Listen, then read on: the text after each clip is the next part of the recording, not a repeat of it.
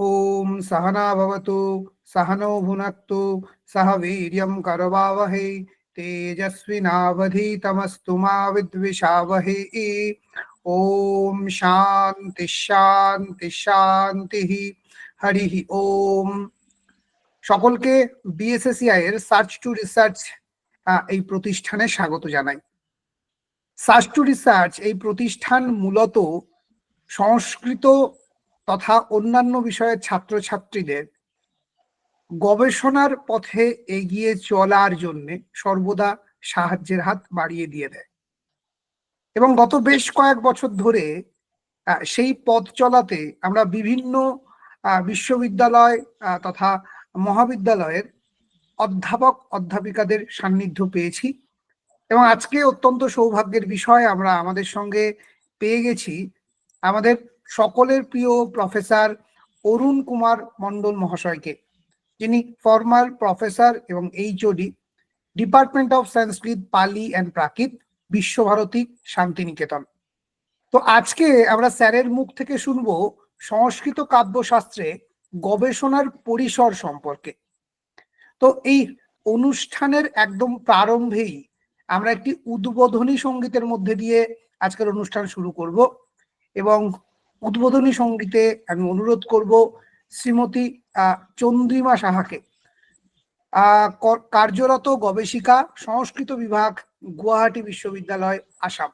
চন্দ্রিমা। নমস্কার স্যার, প্রণাম।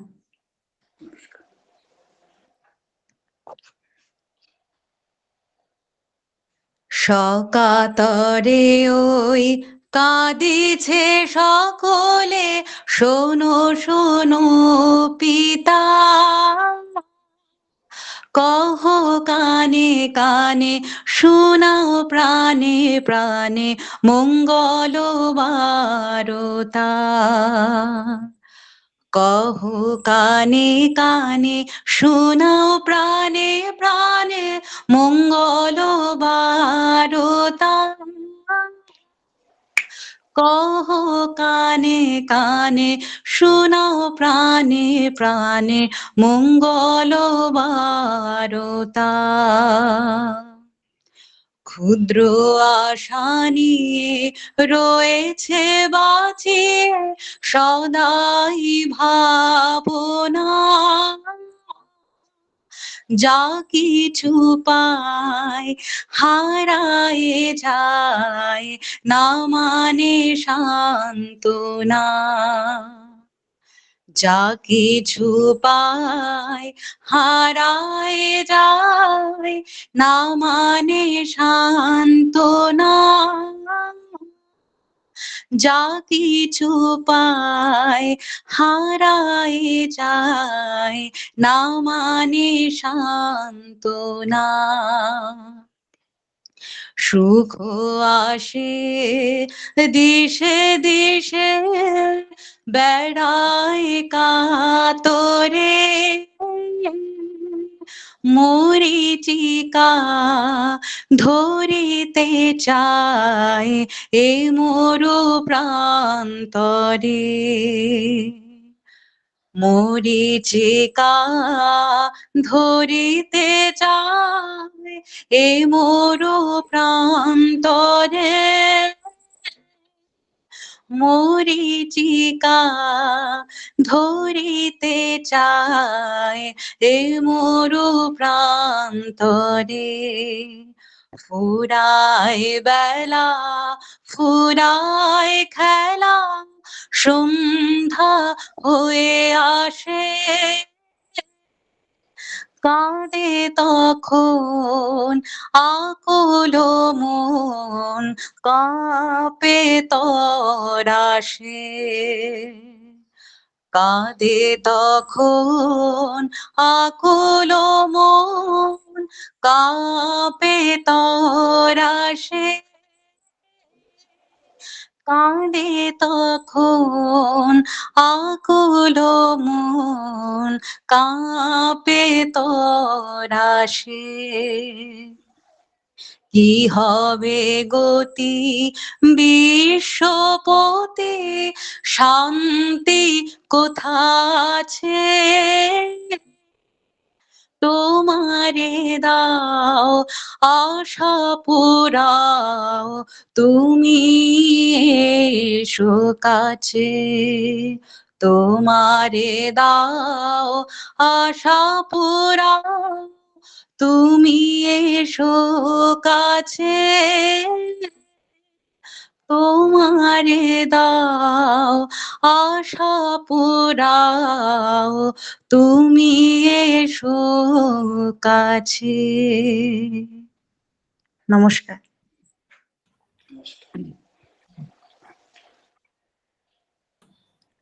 চন্দ্রিমাকে অসংখ্য ধন্যবাদ।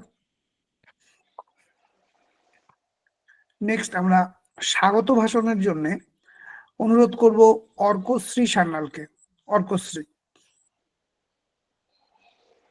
হ্যালো হ্যালো, শোনা যাচ্ছে? হ্যাঁ হ্যাঁ, শুনতে পাওয়া যাচ্ছে। হ্যালো, হ্যাঁ, নমস্কার। শুনতে পাওয়া যাচ্ছে। বলো। আমি অর্কশ্রী সান্যাল, বিএসএসিআই সার্চ টু রিসার্চের তরফ থেকে উপস্থিত শ্রী অরুণ কুমার মণ্ডল স্যারকে ভাবপূর্ণ শ্রদ্ধাঞ্জলি ও প্রণাম নিবেদন করছি। তিনি বোলপুর স্থিত বিশ্বভারতীর সংস্কৃত, পালি ও প্রাকৃত বিভাগের একজন বরিষ্ঠ প্রাক্তন অধ্যাপক তথা প্রাক্তন বিভাগীয় প্রধান। তিনি সুদীর্ঘ বর্ণময় কর্মজীবনে তার অবদান শুধুমাত্র অধ্যয়ন ও অধ্যাপনার ক্ষেত্রেই নয়, বরং তার সংস্কৃত ও তার ক্ষেত্রেই নয়, তাছাড়া তার সাংস্কৃতিক ক্ষেত্রেও প্রভাব রয়েছে। বাংলা সংস্কৃতির ক্ষেত্রেও তার প্রভাব অনস্বীকার্য। গবেষণার ক্ষেত্রেও তার প্রচার এবং প্রসার রয়েছে। সুদীর্ঘ গবেষণামূলক কর্মজীবনে তিনি প্রায় 21 জন মেধাবী গবেষক ও গবেষিকাকে এমফিল এবং পিএইচডির গবেষণার পথপ্রদর্শক হিসেবে সাহস জুগিয়েছেন। সংস্কৃত সাহিত্য, কাব্যশাস্ত্র, ব্যাকরণ ও প্রাকৃত বিষয়ে তার বিশেষ জ্ঞান ও অভিজ্ঞতা আমাদের কাছে অনুপ্রেরণার এক অমূল্য উৎস। বিভিন্ন গবেষণামূলক পুস্তকে তার গবেষণাপত্র, প্রবন্ধ, নিবন্ধ ইত্যাদি সততই নতুন গবেষক গবেষিকাদের উৎসাহ প্রদান করে আসছে বহুকাল ধরে। পশ্চিমবঙ্গ তথা সমগ্র ভারতবর্ষের বিভিন্ন বিশ্ববিদ্যালয়ে তিনি অতিথি বক্তা রূপে তার বক্তৃতা উৎসাহিত করেছে বহু সুরভারতী সাধক সাধিকাদের। আজ আমরা অত্যন্ত গর্বিত এবং আনন্দিত যে তিনি আমাদের মাঝে উপস্থিত এবং বিএসএসিআই সার্চ টু রিসার্চ নামক সংস্থায় সংস্কৃত কাব্যশাস্ত্রে গবেষণার পরিসর নিয়ে তার মূল্যবান বক্তব্য প্রদান করবেন। আমরা জানি তার সুদীর্ঘ অধ্যয়ন এবং সুগভীর গবেষণার ফলে আজকের এই আলোচনা আমাদের চিন্তা এবং গবেষণার পথকে আরো বিস্তৃত করবে এবং আমাদেরকে শাস্ত্রের প্রতি আরো গভীর মনোযোগী করবে। স্যার আমাদের চিন্তার প্রসারকে আরো বিস্তৃত করবেন এবং আমাদের মননে এবং চিন্তনে সংস্কৃত কাব্যশাস্ত্রকে আরো আরো কিভাবে এগিয়ে নিয়ে যাওয়া যায়, কাব্যশাস্ত্রকে গবেষণার ক্ষেত্রে আমরা কিভাবে সেটাকে আরো প্রয়োগ করতে পারি এবং এই বিষয়টিকে কিভাবে আমরা আলোচনার দিকে নিয়ে যেতে পারি গবেষণার ক্ষেত্রে, সেটা নিয়ে আমরা আজকে আরো বিশদে জানতে পারবো আজকের আলোচনার মধ্য দিয়ে। আজকের এই অনুষ্ঠানে আপনি যে পদ্ধতিতে সংস্কৃত কাব্যশাস্ত্রের অন্তর্দৃষ্টি আমাদের সামনে তুলে ধরবেন তা আমাদের চিন্তা, অধ্যয়ন এবং গবেষণার ক্ষেত্রে নতুন পথের সন্ধান দেবে এই আশা রাখছি। আপনার উপস্থিতি আমাদের জন্য এক আনন্দোৎসব এবং আমরা আপনার কাছ থেকে আরো অনেক কিছু শিখতে পারবো। আজকে এই অনুষ্ঠানে আপনি আমাদের মাঝে উপস্থিত হওয়ায় আমরা অত্যন্ত আনন্দিত ও কৃতজ্ঞ। আপনার বক্তব্য আমাদের সকলের চিন্তার পরিসরকে প্রসারিত করবে এবং আমাদের শাস্ত্রের প্রতি ভালোবাসাকে আরো গভীর করবে। এবং শেষে বলছি, আপনার প্রতি আমার শ্রদ্ধা এবং আমাদের সকলের তরফ থেকে শ্রদ্ধা রইল এবং অনুষ্ঠানের সর্বাঙ্গীন সাফল্য কামনা করছি। অর্কশ্রীকে অসংখ্য ধন্যবাদ। আমি আর এক মুহূর্ত দেরি করতে চাইবো না, আমি সরাসরি স্যারকে অনুরোধ করব আজকে বিষয় নিয়ে আমাদেরকে পথ প্রদর্শন করার জন্য। স্যার। নমস্কার, শোনা যাচ্ছে তো? হ্যাঁ, সে শোনা যাচ্ছে। আচ্ছা, প্রথমেই উপস্থিত সকলকে যথাযোগ্য সম্ভাষণ জানাচ্ছি। আজকে আমার বক্তব্যের বিষয় নির্ধারণ করে দিয়েছেন আয়োজকেরা, যে সংস্কৃত কাব্যশাস্ত্রে গবেষণার পরিসর, scope of research in Sanskrit Poetics. সাহিত্যের একজন জিজ্ঞাসু ছাত্র হিসাবে এই এই বিষয়ে আমার সাধারণ কিছু বক্তব্য, সাধারণ কিছু ভাবনা এখন উপস্থিত সকলের সঙ্গে শেয়ার করে নিতে চাইছি। কাব্য অর্থাৎ পোয়েট্রি এবং কাব্য শাস্ত্র অর্থাৎ পোয়েটিক্স, এই দুয়ের মধ্যে কিন্তু লক্ষ্য লক্ষণ সম্বন্ধ। অর্থাৎ কাব্য হচ্ছে লক্ষ্য আর কাব্য শাস্ত্র হচ্ছে লক্ষণ। উৎপত্তি বিচার করলে আমরা দেখেছি যে কবে হে কর্ম, কর্ম অর্থাৎ ক্রিয়া, এই অর্থে গুণবচন ব্রাহ্মণাদিভ্য কর্মণি চ সূত্রানুসারে কবি প্লাস্যই প্রত্যয় করে কাব্য শব্দ নিষ্পন্ন। কবি শব্দ আবার নানাভাবে নিষ্পন্ন হতে পারে। ধাতুটা ভাদিগণীয় কুং, যার রূপ হয় কবতে, তুদাদিগণীয় কুং, যার রূপ হয় কুবতে, অদাদিগণীয় কু, যার রূপ হয় কৌতি ইত্যাদি হতে পারে। প্রত্যয়টা অচহ ই দ্বারা ই হস্যই অথবা সার্বধাতুব্য ইন সূত্র অনুসারে ইন প্রত্যয় প্রভৃতি হতে পারে। কবি শব্দের সাধারণ অর্থ কবতে, বর্ণয়তি, সর্বং, সর্বতো বা, এই অর্থে। অতএব বর্ণনা নিপুণ কবির কাব্যই, কবির কার্যই কাব্য, এরকম অর্থ আমরা করতে পারি। কাব্য শাস্ত্রীয় দৃষ্টিতে কাব্য এবং সাহিত্য কিন্তু সমার্থক। বিভিন্ন কোষ গ্রন্থে, সাহিত্য শব্দটা সহ, তো প্রথম মূলে আছে সহ, বিভিন্ন কোষ গ্রন্থে সহ ওই অব্যয়টার 7টা অর্থ দেওয়া আছে।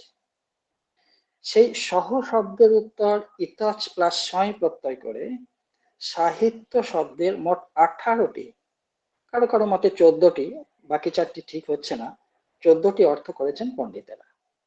অপ্রয়োজনীয় বোধে সেই সমস্ত অর্থগুলো আমরা এখানে আলোচনা করছি না। তবে কাব্য দৃশ্য ও শ্রব্য ভেদে দ্বিবিধ হলেও দৃশ্য কাব্যের লক্ষণ অর্থাৎ নাট্যতত্ত্ব বা ড্রামাটার্জি কিছু স্বতন্ত্র বৈশিষ্ট্য আছে, সেইগুলো আমরা এখানে আলোচনা করব না। শাস্ত্র শব্দটি শাসনাৎ শাস্ত্রম অর্থে শাস ধাতুর উত্তর, অথবা সংসনাৎ শাস্ত্রম অর্থে সংস ধাতুর উত্তর স্ট্রং প্রত্যয় করে নিষ্পন্ন হতে পারে।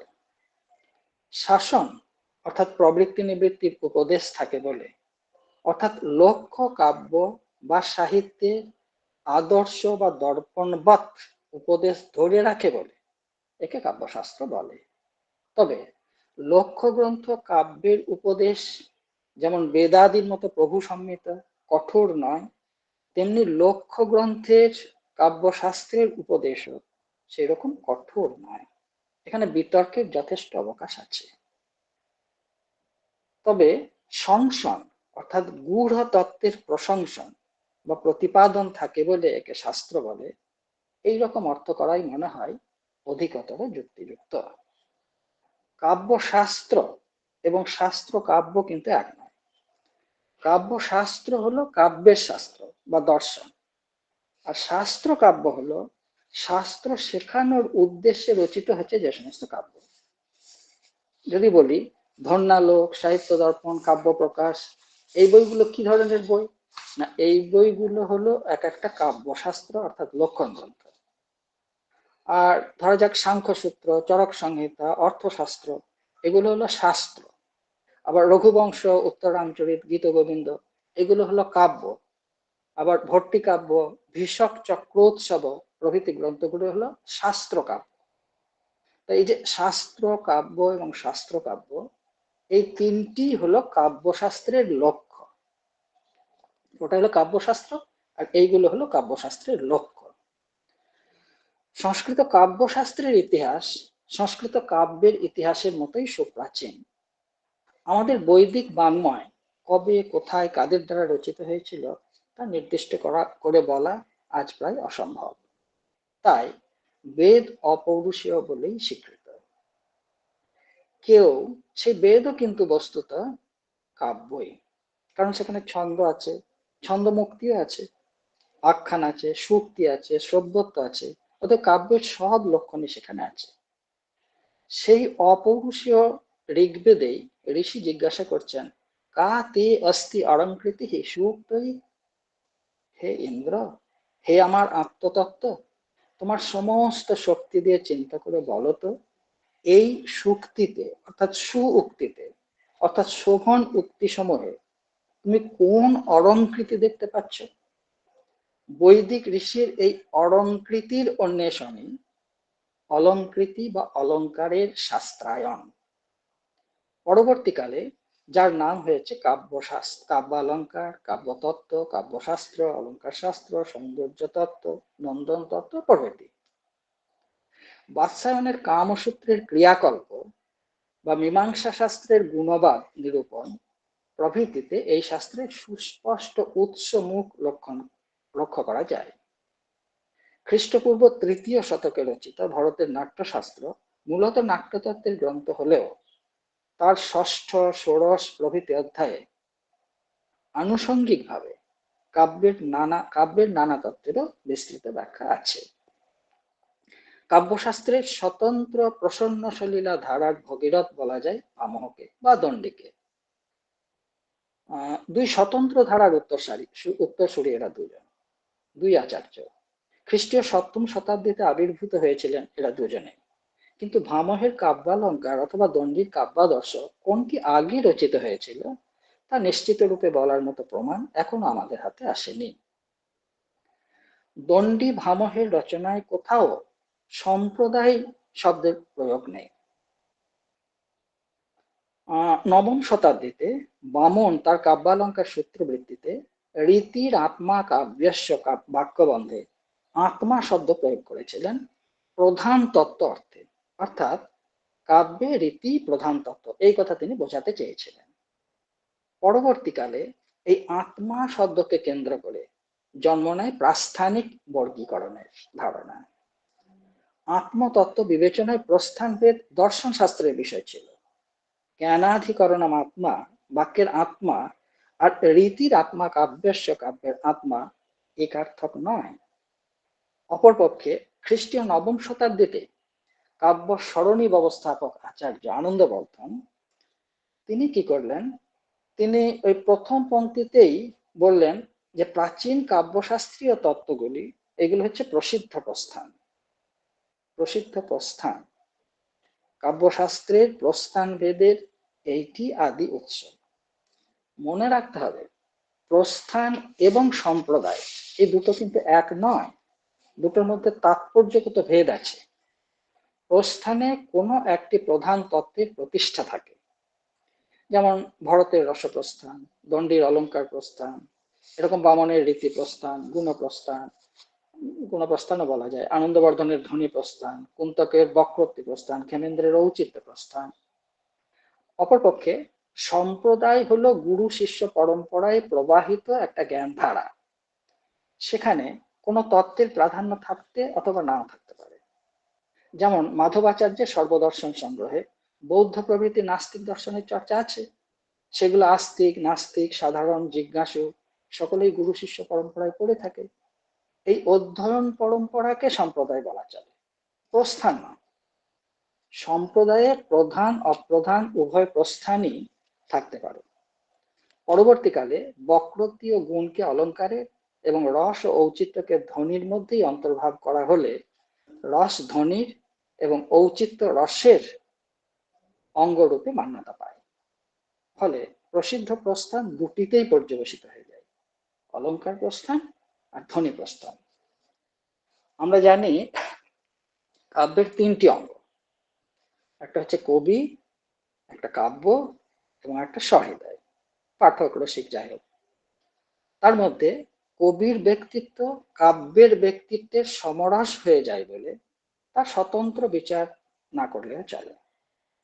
ধীরে ধীরে অলঙ্কার জিনিসটা কাব্যের সমস্ত তত্ত্বের আকলন, আর ধ্বনি সহৃদয়ের সমস্ত তত্ত্বের আকলন রূপে প্রকট হয়ে ওঠে।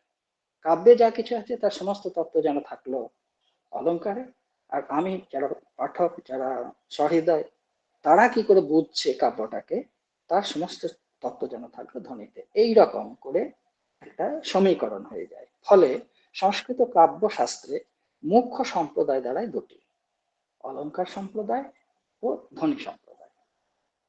এমন যে কাব্যশাস্ত্র, সেখানে গবেষণার কি পরিসর আছে তা এবার আলোচনা করা যাক। বলার সুবিধার জন্য যেসব বিষয়ে গবেষণা হতে পারে সেগুলোকে আমরা একটা তালিকার মতো করে যদি প্রথমে বলে নিই, তাহলে পরে বোধহয় এটা ব্যাখ্যা করতে আমাদের সুবিধা হবে। প্রথম আমরা যে পয়েন্টটা আলোচনা করব সেটা হচ্ছে টেক্সট বেসড রিসার্চ। টেক্সট পাঠ, মূল পাঠ, অর্থাৎ গ্রন্থের যে পাঠটা আছে, এখানে কিন্তু প্রতি পংক্তি পাঠ এখানে আমি গুরুত্ব দিতে চাইছি। একটা পংক্তি বাদ দিলেই তার বক্তব্য যেটা সেটা হারিয়ে যাবে, বা সেই কথাটা আমি প্রকাশ করতে পারবো। এইটাকে আমি তিনটে ভাগে ভাগ করে নিতে পারি।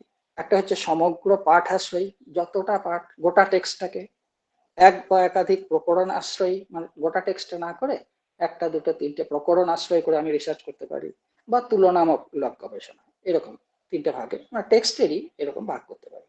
প্রথম যে বিভাগটা করলাম সমগ্র পাঠাশ্রয়ী, সমগ্র বলতে আমি সমগ্র গ্রন্থ বলতে আমি কিন্তু এইরকম বোঝাতে চাইছি যে একটা রচনার মধ্যে যদি অনেকগুলো রচনার সমাহার হয় তাহলে আমরা তাকে কিন্তু একটা গ্রন্থই বলবো। যেমন আমি উদাহরণ দিচ্ছি যে একটা বই আছে Sanskrit writings of European scholars, Satyabrata সিংহর।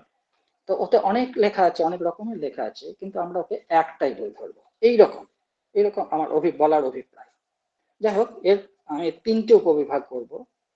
এক নাম্বার হচ্ছে, প্রথমটা হচ্ছে একটা কাব্য শাস্ত্রীয় গ্রন্থে সব তত্ত্বের বিশ্লেষণ। দ্বিতীয় উপবিভাগটা আমি আলোচনা করব যিনি তত্ত্ব নির্মাণ করছেন তারই অন্যান্য মৌলিক গ্রন্থ বা টিকা টিপ্পণীতে সেই তত্ত্বসমূহ কতখানি অনুসৃত হচ্ছে তার বিশ্লেষণ। 3 নম্বর পয়েন্টে আমি আলোচনা করব যে কোনো একটা গ্রন্থের তত্ত্বের আধারে অন্য যে কোনো একটা গ্রন্থের কাব্যশাস্ত্রীয় অধ্যয়ন। এটা হলো প্রথম বিভাগ। দ্বিতীয় বিভাগ টেক্সট বেস। দ্বিতীয় বিভাগ আমি করব এক বা একাধিক প্রকরণ ভিত্তিক বিমর্শ। এরও তিনটি উপবিভাগ করব। যে প্রথমটা হবে কাব্যশাস্ত্রের এক বা একাধিক প্রকরণের বিমর্শ। দুই হবে এক বা একাধিক লক্ষ্য গ্রন্থে এক বা একাধিক কাব্যশাস্ত্রীয় প্রকরণের লক্ষণ বিমর্শ, লক্ষণ সমন্বয়। 3 হবে নানাবিধ বিদ্যা শাখায় এক বা একাধিক কাব্যশাস্ত্রীয় প্রকরণের তথ্য অন্বেষণ। এরকম করে আমরা টেক্সটে ব্যাখ্যা করতে পারি, টেক্সটের রিসার্চের বিষয় করে গ্রহণ করতে পারি। তুলনামূলক গবেষণা থার্ড পয়েন্টটা আমি করবো, থার্ড বিভাগটা করব, মানে কম্পারেটিভ রিসার্চ যেটাকে বলবো। এটাকে আমরা 3 ভাগে ভাগ করব। একটা হচ্ছে 2 বা ততোধিক সমগ্র গ্রন্থের তুলনা, 2 হচ্ছে 2 বা ততোধিক কাব্যশাস্ত্রীয় প্রকরণের তুলনা, 3 হচ্ছে 2 বা ততোধিক সদৃশ অথবা প্রভাবান্বিত, একে অন্যের প্রভাব পড়েছে এইরকম কাব্যশাস্ত্রীয় গ্রন্থের তুলনা। মূল এবং টিকা দুটোই এখানে আসতে পারে এই পরিধির মধ্যে। সেকেন্ড পয়েন্ট আমরা যেটা আলোচনা করব সেটা টেক্সট বেস নয়, কিন্তু টিকা বেস, কমেন্টারি বেসড রিসার্চ যেটাকে বলে, টিকা ভিত্তিক গবেষণা। এটাকে আমরা দুটো ভাগে ভাগ করব, বিভাগে ভাগ করব। একটা হচ্ছে সমগ্র টিকা বেশ করে টিকাশ্রয়ী বা ভিত্তিক, আর একটা হবে প্রকরণ ভিত্তিক। প্রথম আমরা যেটা আলোচনা করব সেটা হচ্ছে সমগ্র টিকার ক্ষেত্রে এরও দুটো উপবিভাগ করব। একটা কাব্যশাস্ত্রীয় গ্রন্থের একটা সমগ্র টিকার বিমর্ষ, অথবা একটা কাব্যশাস্ত্রীয় গ্রন্থের একাধিক টিকার বা টিপ্পণীর তুলনাত্মক আলোচনা। প্রকরণাশ্রয়ী যেটা বলবো সেটা করব যে একটা টিকার এক বা একাধিক প্রকরণের সিদ্ধান্ত, এক বা একাধিক লক্ষ্য গ্রন্থের সমন্বয়, লক্ষণটা আমাদের বারবার খেয়াল করতে হবে, হ্যাঁ? অথবা 2 নম্বর আমরা করতে পারি একাধিক টিকার সমরূপ বা ভিন্নরূপ প্রকরণের সিদ্ধান্ত, এক বা একাধিক লক্ষ্য গ্রন্থের সমন্বয়। এই দুটো আমরা একটা প্রথমটা বললাম টেক্সট বেস, আর দ্বিতীয়টা বললাম টিকা বেস, কমেন্টারি বেস। থার্ড এক ধরনের রিসার্চ হতে পারে, সেটা হচ্ছে পাণ্ডুলিপি আশ্রয়ী গবেষণা, ম্যানুস্ক্রিপ্ট বেসড রিসার্চ। আমরা সবগুলোই জানি, তবু একবার ঝালিয়ে নিচ্ছি। 4 নাম্বার হতে পারে, খুব বেশি আমরা বিস্তৃত করব না, টেক্সট বা কমেন্টারি বা এই পাণ্ডুলিপি ব্যতীত অন্যান্য বিষয় আশ্রয়ী যে সমস্ত গবেষণাগুলো হতে পারে। এগুলোকে আমরা অনেক রকম করে ভাগ করতে পারি, বহু রকম করতে পারি। এক যেমন হচ্ছে ইতিহাস আশ্রয়, অর্থাৎ কাব্যশাস্ত্রের কোনো একটা গ্রন্থ বা গ্রন্থকারের ঐতিহাসিক সমীক্ষা। 2 ব্যাকরণ আশ্রয়, অর্থাৎ কাব্যশাস্ত্রীয় গ্রন্থ বা টিকার পাণিনীয় বা অপাণিনীয় ব্যাকরণের প্রভাব, যদি প্রভাব না থাকে তাতে কি তথ্য আছে সেই সমস্ত অন্বেষণ, এরকম করতে পারি। দর্শন আশ্রয়ও করতে পারি, যেমন কোনো কাব্যে বা কাব্যশাস্ত্রীয় গ্রন্থে বা টিকায় প্রতিফলিত যে দর্শন সিদ্ধান্ত, সেইগুলোর কাব্যশাস্ত্রীয় বিমর্ষ, সেটা প্রাচ্য দর্শনই হোক কি পাশ্চাত্য দর্শনই হোক, যাই হোক কেন। আরো হতে পারে স্থান কাল আশ্রয়ে, স্থান আশ্রয়ে যেমন বাংলায়, কাশ্মীরে, রাজস্থানে উপলব্ধ যে সমস্ত কাব্যশাস্ত্রীয় গ্রন্থগুলো আছে তাদের বিমর্ষ। কাল আশ্রয়ে যেমন মধ্যযুগে, আধুনিক কালে বিরচিত যে সমস্ত কাব্যশাস্ত্রীয় গ্রন্থগুলো আছে তাদের বিমর্ষ। এইরকম নানা রকম করে আমরা এগুলো সাজাতে পারি। এইটা শুধু নয়, আরো অনেক রকম করতে পারি। যাই হোক, আপাতত আমি বলার জন্য এই কয়েকটা ভাগে ভাগ করলাম। তো প্রথম আমাদের যে পয়েন্টটা ছিল, তার যে উপবিভাগ ছিল সেটা হলো একটা কাব্যশাস্ত্রীয় গ্রন্থে সব তত্ত্বের বিশ্লেষণ।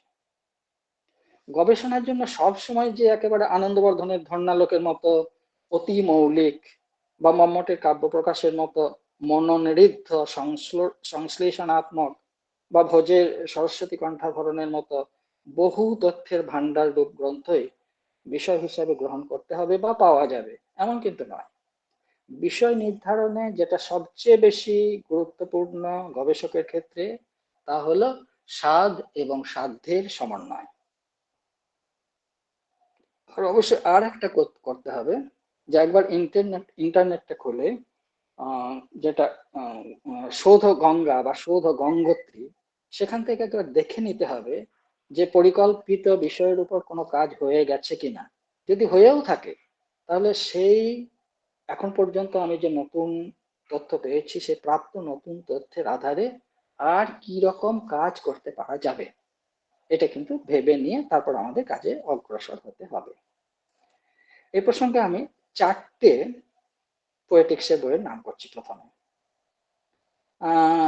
যেগুলো খুব প্রসিদ্ধ নয়, 1 নম্বর হচ্ছে হরিদাস সিদ্ধান্ত বাগীশের কাব্য কৌমুদী, 2 নম্বর হরিপ্রসাদ মিশ্রের কাব্যালোক, 3 নম্বর অমরেন্দ্র জ্যোতির কাব্য কল্পলতা বৃত্তি, আর 4 নম্বর কান্তিচন্দ্রের কাব্য দীপিকা। এগুলো উল্লেখ করছি তার কারণ হচ্ছে আমি এটা বোঝাতে চাইছি এইগুলোর মধ্যে কোনটা বা কি রকম, কোনটাতে কতখানি গবেষণার সুযোগ আছে। এরকম আরো বলবো। প্রথমে কাব্য কৌমুদীর কথা বলি। এটা প্রথম প্রকাশিত হয়েছিল 1362 বঙ্গাব্দে। সূত্র, বৃত্তি আর উদাহরণ আকারে লেখা কাব্য কৌমুদী 15টা কলাতে বিভক্ত। এখানে কাব্যের লক্ষণ, প্রয়োজন, ভেদ, শব্দশক্তি, ধ্বনি, রস, গুণ প্রভৃতির আলোচনা আছে। অলঙ্কারেরও আলোচনা আছে। তো কাব্যতত্ত্বে যা যা থাকে, যে বিষয় থাকে, তা মোটামুটি সবকিছুরই বিশ্লেষণ আছে। এখানে সূত্রে লক্ষণ বলে বৃত্তিতে তার ব্যাখ্যা করা হয়েছে। উদাহরণগুলি কিছু স্বরচিত, কিছু প্রসিদ্ধ গ্রন্থ থেকে, লক্ষ্য গ্রন্থ থেকে সংকলিত। একটা উদাহরণ দিই, যে কাব্য কৌমুদীতে কাব্যের প্রয়োজন প্রসঙ্গে বলা হচ্ছে প্রয়োজনম আনন্দ কাব্যস্য। ব্যাখ্যারূপে বৃত্তিতে কাব্য প্রকাশাদির মত খণ্ডন করা হচ্ছে। কাব্য প্রকাশে কি আছে আমরা সবাই জানি, কাব্যং যশস্বে অর্থকৃতি ব্যবহার বিদে শিবেই তারক সাথে সদ্য পর নির্বৃতায় কান্তা সম্মিতত উপদেশ যুজে। এখানে সিদ্ধান্ত বাগীশ মশাই বলছেন যে এই যুক্তি গ্রহণযোগ্য নয়। তার কারণ মহর্ষি বাল্মীকি যখন রামায়ণ রচনা করছেন তখন কোনোভাবেই তিনি যশ বা অর্থের অভিলাষ করছেন না, করতে পারেন না। তাছাড়া অনেক সময় আরো নানা কারণে কাব্য রচনা করতে হয়। অনেক সময় তো অনেক অপরের উপকারের জন্য কবি কাব্য রচনা করতে পারেন প্রভৃতি। এই সমস্ত কিছু তথ্য ওখানে আছে। উনি এখানে সাহিত্য দর্পণের যে ওই চতুর্বর্গ ফল প্রাপ্তি সুখাদল্প ধিয়ামপি কাব্যাদেব যতস্তেন তৎস্বরূপম নিরূপ্যতে প্রভৃতি যে সমস্ত যুক্তি সেগুলো উনি মানেননি। তিনি বলছেন এই সিদ্ধান্ত আসলে বেল গাছে আম ফলার মতো অযৌক্তিক। কারণ কেউ যদি শৃঙ্গার তিলক পড়ে ভাবে যে আমি মুক্তি লাভ করবো, সেটা বিস্ময়কর বা হাস্যকর। আসলে শ্রোতাকে আনন্দ দেওয়াই কাব্যের একমাত্র প্রয়োজন। প্রয়োজন এখানে প্রতীতি সাক্ষিক শ্রোতৃমাত্রের অব্যভিচার। এরকম নানা স্বকীয় ভাবনা এই কাব্যকৌমুদীতে আছে। যেহেতু আছে, অতএব অবশ্যই এই কাব্যকৌমুদী গবেষণার বিষয় হতে পারে। এর পরিসরে কোনটা থাকবে? যে স্বকীয় ভাবনার যৌক্তিকতা, এটাই মূল থাকবে। কি কি স্বকীয় ভাবনাগুলো আছে? বেশ, দ্বিতীয় বইটা যেটা উল্লেখ করলাম সেটা হচ্ছে হরিপ্রসাদ মিশ্রের কাব্যালোক। এটা যদিও 1727 খ্রিস্টাব্দে রচিত, কিন্তু রমাগুপ্ত কর্তৃক পাণ্ডুলিপি থেকে সম্পাদিত ও ব্যাখ্যাত এর প্রথম সংস্করণ বের হচ্ছে 1989 খ্রিস্টাব্দে। 7টি প্রকাশে বিভক্ত এই গ্রন্থ ওই ধ্বনি, রস, গুণ, দোষ, অলঙ্কার ইত্যাদি বিশ্লেষণ আছে। এটি মূলত প্রসিদ্ধ কাব্যশাস্ত্রীয় গ্রন্থের বিমর্শাত্মক, বোঝা যাচ্ছে। এরও 3টি বিভাগ: সূত্র, বৃত্তি ও উদাহরণ। সূত্রগুলি কোথাও কারিকা আকারে পদ্যে, কোথাও বা গদ্যে রচিত। সূত্র ও বৃত্তি নিজের লেখা হলেও এর প্রায় সর্বত্রই অন্যের লেখার প্রভাব পরিলক্ষিত হয়। উদাহরণগুলি কিছু স্বরচিত, কিছু অন্যান্য প্রসিদ্ধ গ্রন্থ থেকে নেওয়া। স্বরচিত উদাহরণেও অনেক স্থলে অন্য রচনার প্রভাব পরিলক্ষিত হয়। এই গ্রন্থের আলোচনা পদ্ধতির উদাহরণ হিসাবে এর কাব্য লক্ষণ নির্ণয় প্রসঙ্গটি বিশ্লেষণ করা যেতে পারে। সংস্কৃত কাব্যশাস্ত্রে অধুনা উপলব্ধ প্রায় খ্যাত অখ্যাত প্রায় 1.5 শতাধিক গ্রন্থে, মোটামুটি আমি যতদূর জানি 150টা অন্তত এই গ্রন্থ আছে, কাব্যশাস্ত্রের গ্রন্থ আছে। তো সেখানে 2 শতাধিক কাব্য লক্ষণ আমরা খুঁজে পেতে পারি।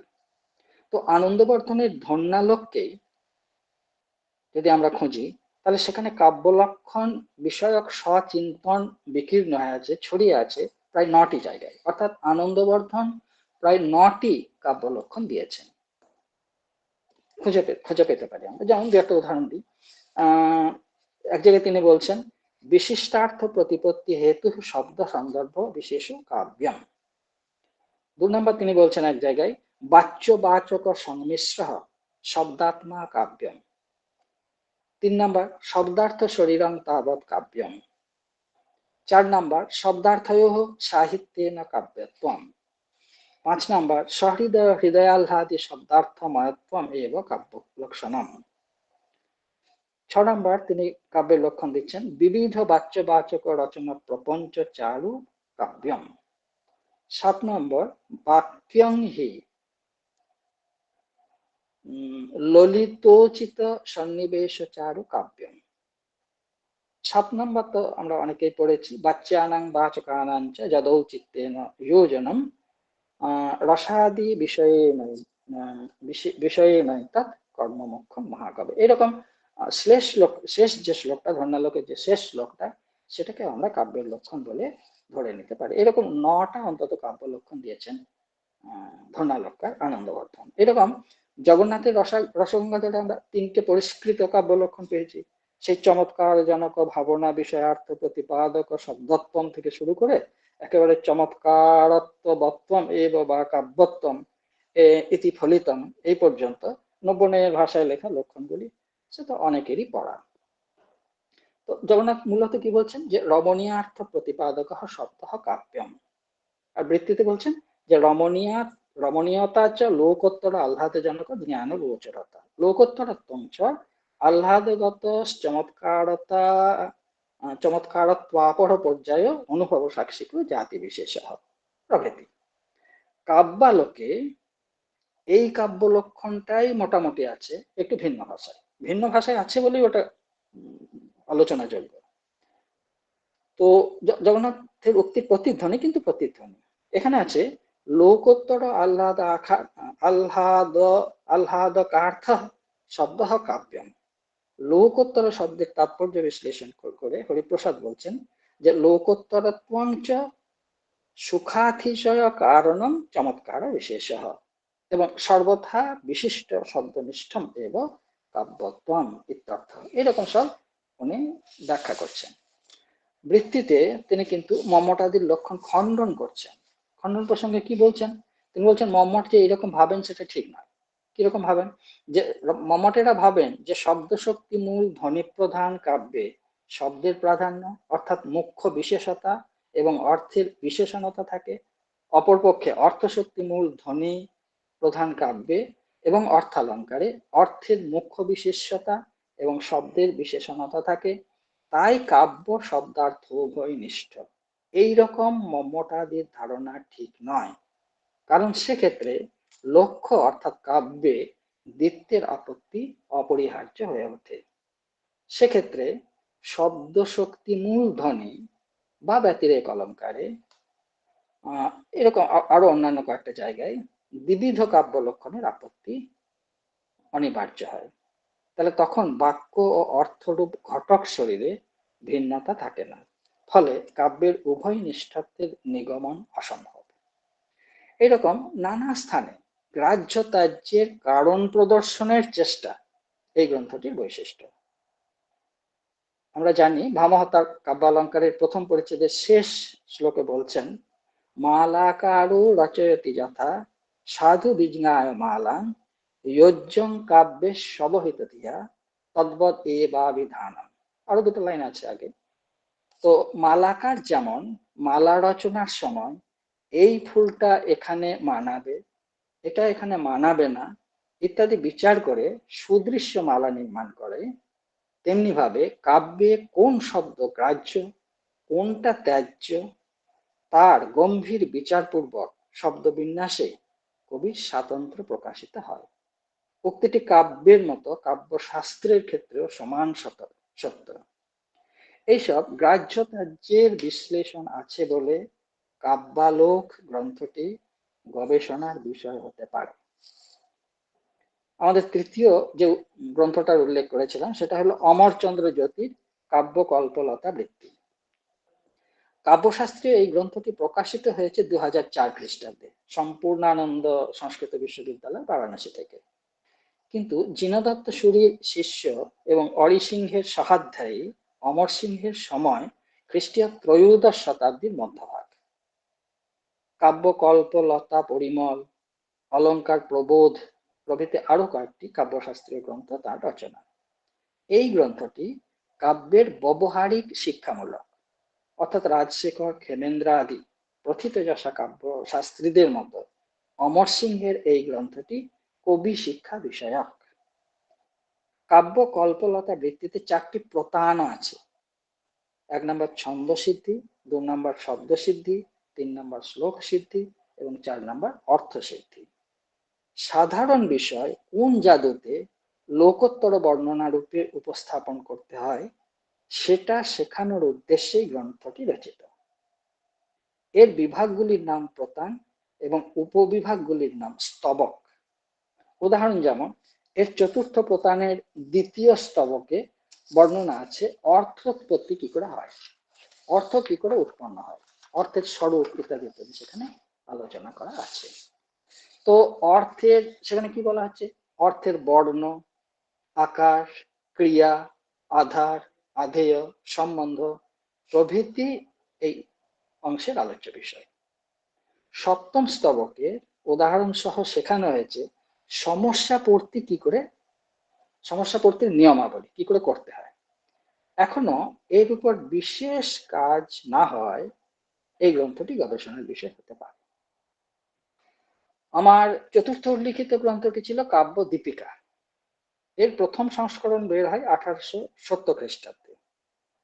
লেখক কলকাতার ক্যাথিড্রাল মিশন কলেজের সংস্কৃত অধ্যাপক কান্তিচন্দ্র বন্দ্যোপাধ্যায়। এখানে মোট 8টি শিখা আছে। শেষ হয়েছে অর্থাপত্তি অলঙ্কারের বর্ণনায়। এরই একটা পরিবর্ধিত সংস্করণ বেরোচ্ছে, পাচ্ছি আমরা 1934 খ্রিস্টাব্দে। লেখক পূর্ণচন্দ্র বিদ্যারত্ন। এখানে সুরেন্দ্র ঝায়ের স্নেহবর্ষিনী ব্যাখ্যাও আছে। অর্থাপত্তির পর একটা পরিশিষ্ট শিখা এখানে যোগ করে আক্ষেপ অলঙ্কার পর্যন্ত আলোচনা করা হয়েছে। আবার পরমেশ্বরানন্দ শর্মার হিন্দি ব্যাখ্যা সহ এই কাব্যদীপিকার আর একটি সংস্করণ বের হয়েছে 1939 খ্রিস্টাব্দে। এখানেও কিন্তু আক্ষেপ অলঙ্কার পর্যন্তই আলোচনা আছে। কিন্তু সমস্যা হলো তিনি বলছেন এই গ্রন্থের মূল সংকলনকার কান্তিচন্দ্র ভট্টাচার্য, বন্দ্যোপাধ্যায় নয়। কিন্তু অবশ্য উপাধি বিভ্রাট তো বাংলার একটা দীর্ঘ সময়ের বৈশিষ্ট্য। যাই হোক না কেন, বিংশ শতাব্দীর প্রথমার্ধ পর্যন্ত এই বইটা বাংলা বিহার তো বটেই, এমনকি পাঞ্জাব বিশ্ববিদ্যালয়ে প্রাজ্ঞ উপাধি পরীক্ষার পাঠ্যসূচির অন্তর্ভুক্ত ছিল। এখানেও আলোচ্য বিষয় বাক্য স্বরূপ, কাব্য স্বরূপ, কাব্যভেদ, ধ্বনি, রস, গুণ, দোষ, অলঙ্কার প্রভৃতি। কিন্তু এটি মূলত একটি সংগ্রহ গ্রন্থ। এর লক্ষণ, উদাহরণ প্রভৃতি প্রায় সমস্ত অংশই মম্মট, বিশ্বনাথাদি কাব্য লক্ষণ গ্রন্থ এবং রঘুবংশ, উত্তরামচরিতাদি লক্ষ্য গ্রন্থ থেকে সংকলিত। এই গ্রন্থটি প্রসিদ্ধ সংকলন হলেও নতুন কোনো তত্ত্ব, নতুন কোনো বিশ্লেষণের স্পর্শ না থাকায় আমার মতে, এটা একেবারে সম্পূর্ণ আমার মতে, এটি গবেষণার বিষয় রূপে গৃহীত হওয়া উচিত নয়। হ্যাঁ, প্রথম শিক্ষার্থীর প্রজেক্টের বিষয় রূপে এটা থাকতে পারে, কিন্তু গবেষণার যে গভীরতা সেটাকে প্রকাশ করার মতো বিষয় এটা নয় বলে আমার মনে হয়। অর্থাৎ আমি যেটা বলতে চাইছি যে সংস্কৃত কাব্যশাস্ত্রের গ্রন্থ সংখ্যা তো অনেক, এর মধ্যে থেকে সেই সমস্ত গ্রন্থই গবেষণার বিষয় হিসেবে নির্বাচন করা ভালো যাদের গভীরতা বা ব্যাপকতা আছে, বা গভীরতা এবং ব্যাপকতা উভয়ই আছে। বেশ, আমাদের পরের পয়েন্ট হল ঠিক কি ছিল, যিনি তত্ত্ব নির্মাণ করছেন তাঁরই অন্যান্য গ্রন্থে, সেটা মৌলিক গ্রন্থই হোক বা টিকা গ্রন্থই হোক, সেই তত্ত্বসমূহ কতখানি অনুসৃত হচ্ছে, তিনি কতখানি অনুসরণ করছেন, তার বিশ্লেষণ। পণ্ডিত রায় জগন্নাথের আলোচনার বৈশিষ্ট্য আমরা জানি। তিনি প্রথমে আলোচ্য বিষয়ের লক্ষণ নিরূপণ করে স্বরচিত কাব্য থেকে উদাহরণের সাহায্যে তা ব্যাখ্যা করেছেন। তারপর সেই বিষয়ে পূর্বাচার্যগণের সিদ্ধান্ত বিচার করে আবশ্যকতা অনুসারে খণ্ডন মণ্ডন করে স্বসিদ্ধান্ত প্রতিষ্ঠিত করেছেন। কারণ সে বিখ্যাত উক্তি আমাদের মনে আছে, তিনি নিজেই বলছেন, নির্মায় নূতন মুদাহরণং রূপং কাব্যং ময়া বিহিতং ন পরস্য কিঞ্চিৎ কিং সেব্যতে সুমনসাং মনসঃ পিগন্ধঃ কস্তুরিকা জনন শক্তি বৃতা মৃগেন। যাই হোক, সেই ধারণাকে মনে রেখেই জগন্নাথের ভামিনী বিলাস প্রভৃতি বিলাস কাব্য বা যে সমস্ত লহরী কাব্যগুলো আছে সেইগুলিতে রসগঙ্গাধরের প্রতিপাদিত তত্ত্বসমূহের সন্নিবেশ প্রসঙ্গ গবেষণার বিষয় হতে পারে। এই ব্যাপারটা গুরুত্বপূর্ণ, একটু ব্যাখ্যা করছি আমি। একজনের তত্ত্ব অন্যজনের দৃষ্টিতে বিচার করলে সিদ্ধান্ত বিভ্রাটের সম্ভাবনা থাকে। উদাহরণ দিই, কাব্য প্রকাশে মম্মট কাব্যের লক্ষণ কি করেছেন সবাই জানি, তদদশৌ শব্দার্থ সগুণা বনলঙ্কৃতি পুনঃ কুহাপি। বৃত্তিতে তিনি কি বলছেন, যে ক্বচিৎ স্ফুটালঙ্কার ও বিরহেপি ন কাব্যত্ব হানি।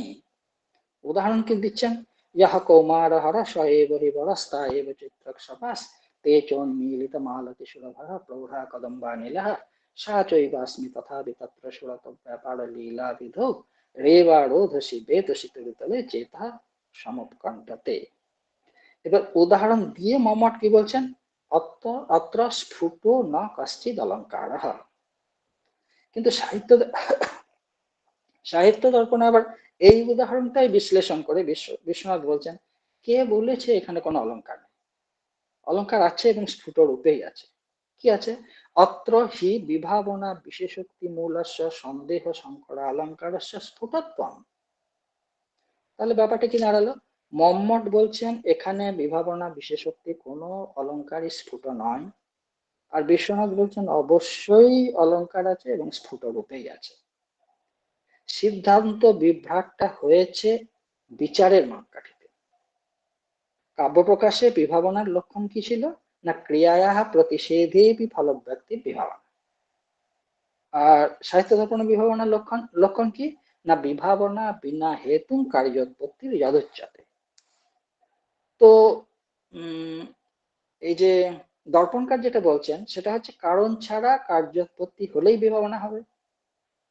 আর কাব্যপ্রকাশকার বলছেন যে বিভাবনা হতে গেলে কার্যোৎপত্তিটা কারণের নিষেধমূলক হতে হবে, অর্থাৎ সেখানে একটা নেগেটিভ পার্টিকেল থাকতে হবে।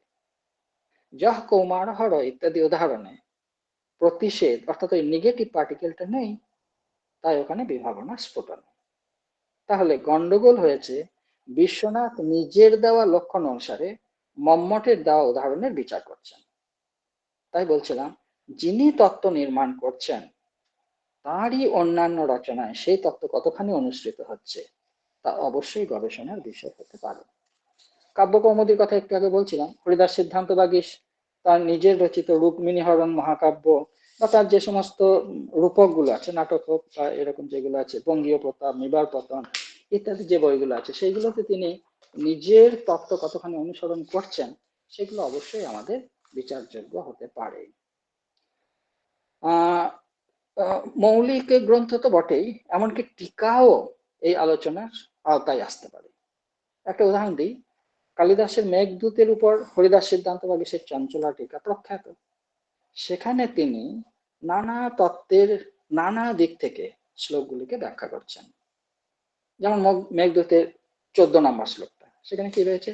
অদ্রে শৃঙ্গং হারতি পাবন কিংস্বিদিত্যুন্মুখী ভীর দৃষ্টোৎসাহশ্চকিত চকিতং মুগ্ধ সিদ্ধাঙ্গনাভি স্থানাদস্মাৎ সরসনিচুলাদ উৎপতোদং মুখং দিংনাগানাং প্রতি পরিহরণ স্থূল হস্তাবলেপান।